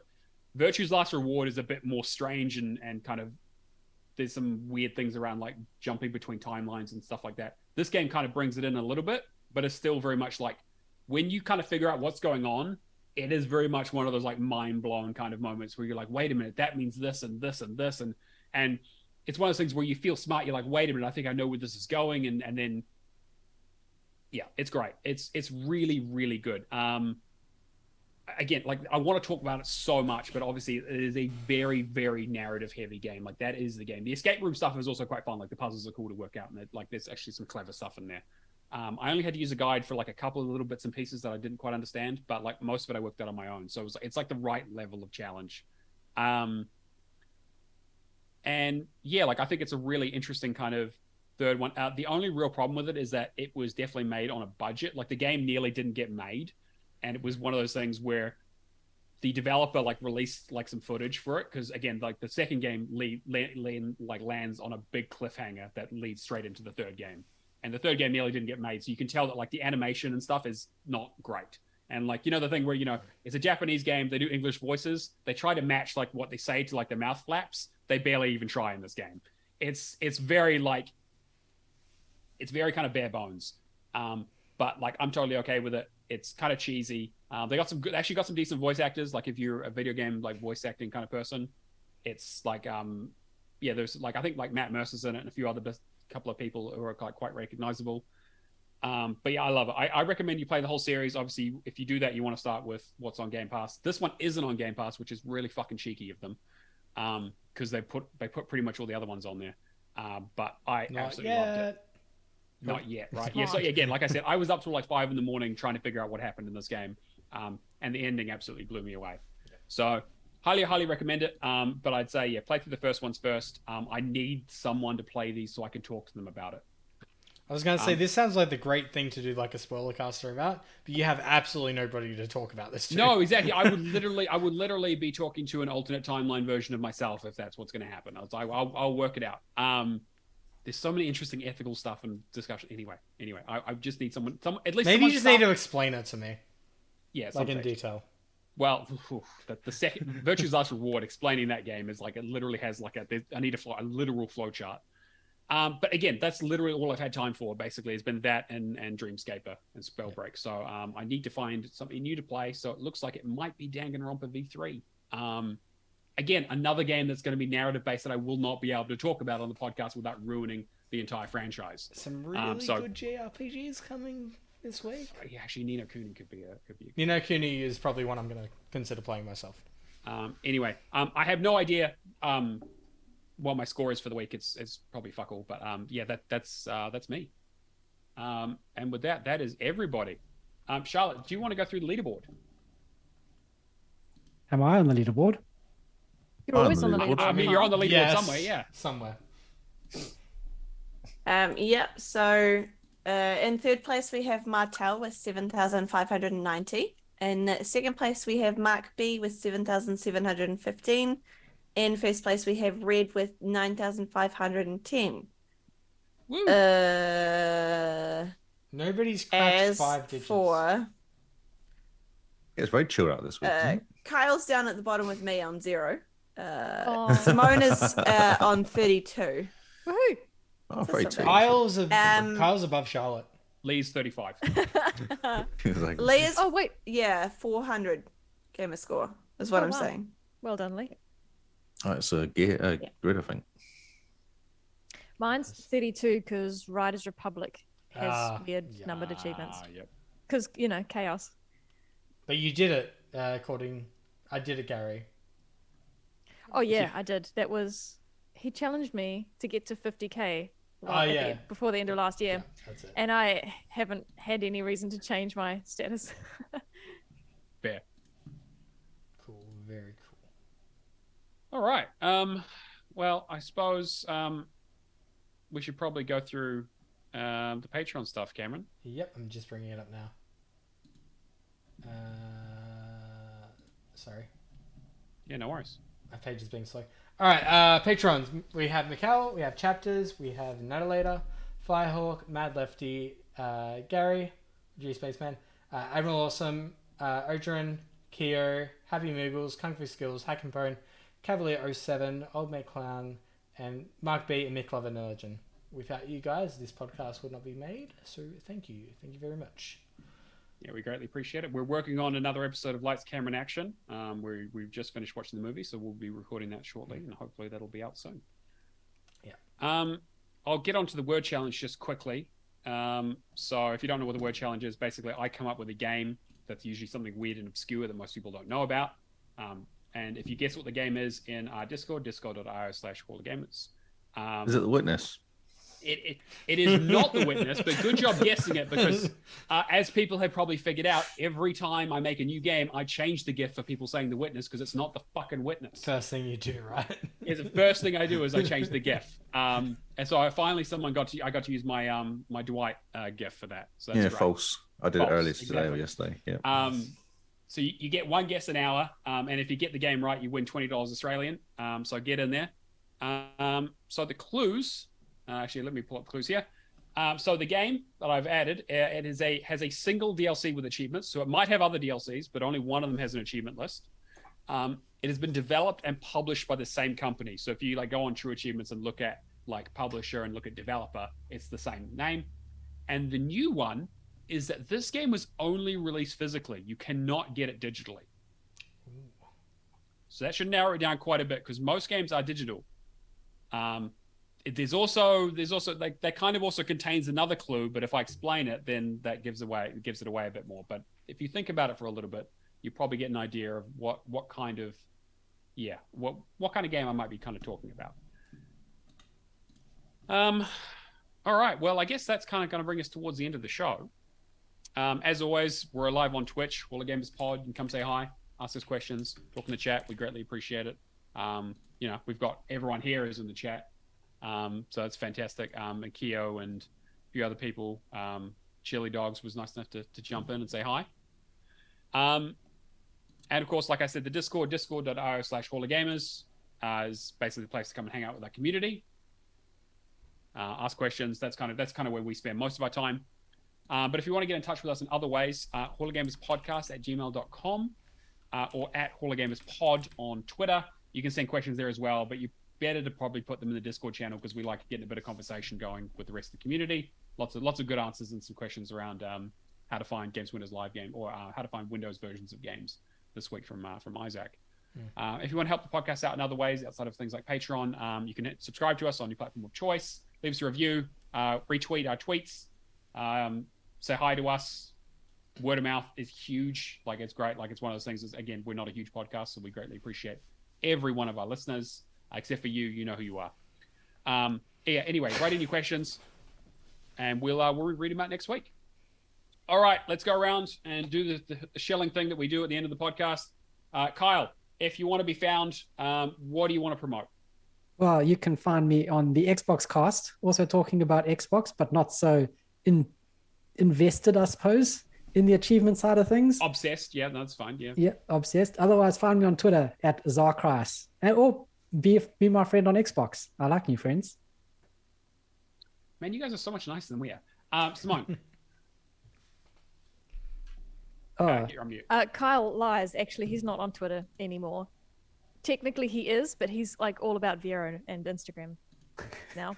He's ahead of the curve. Yeah, he is. I mean, it's better than The Verge, right? Oh my word! Let's not go there. We don't have another half an hour of podcasting. If you want to follow me, I am JimBeanNZ on Xbox and Twitter. Fantastic. Lee?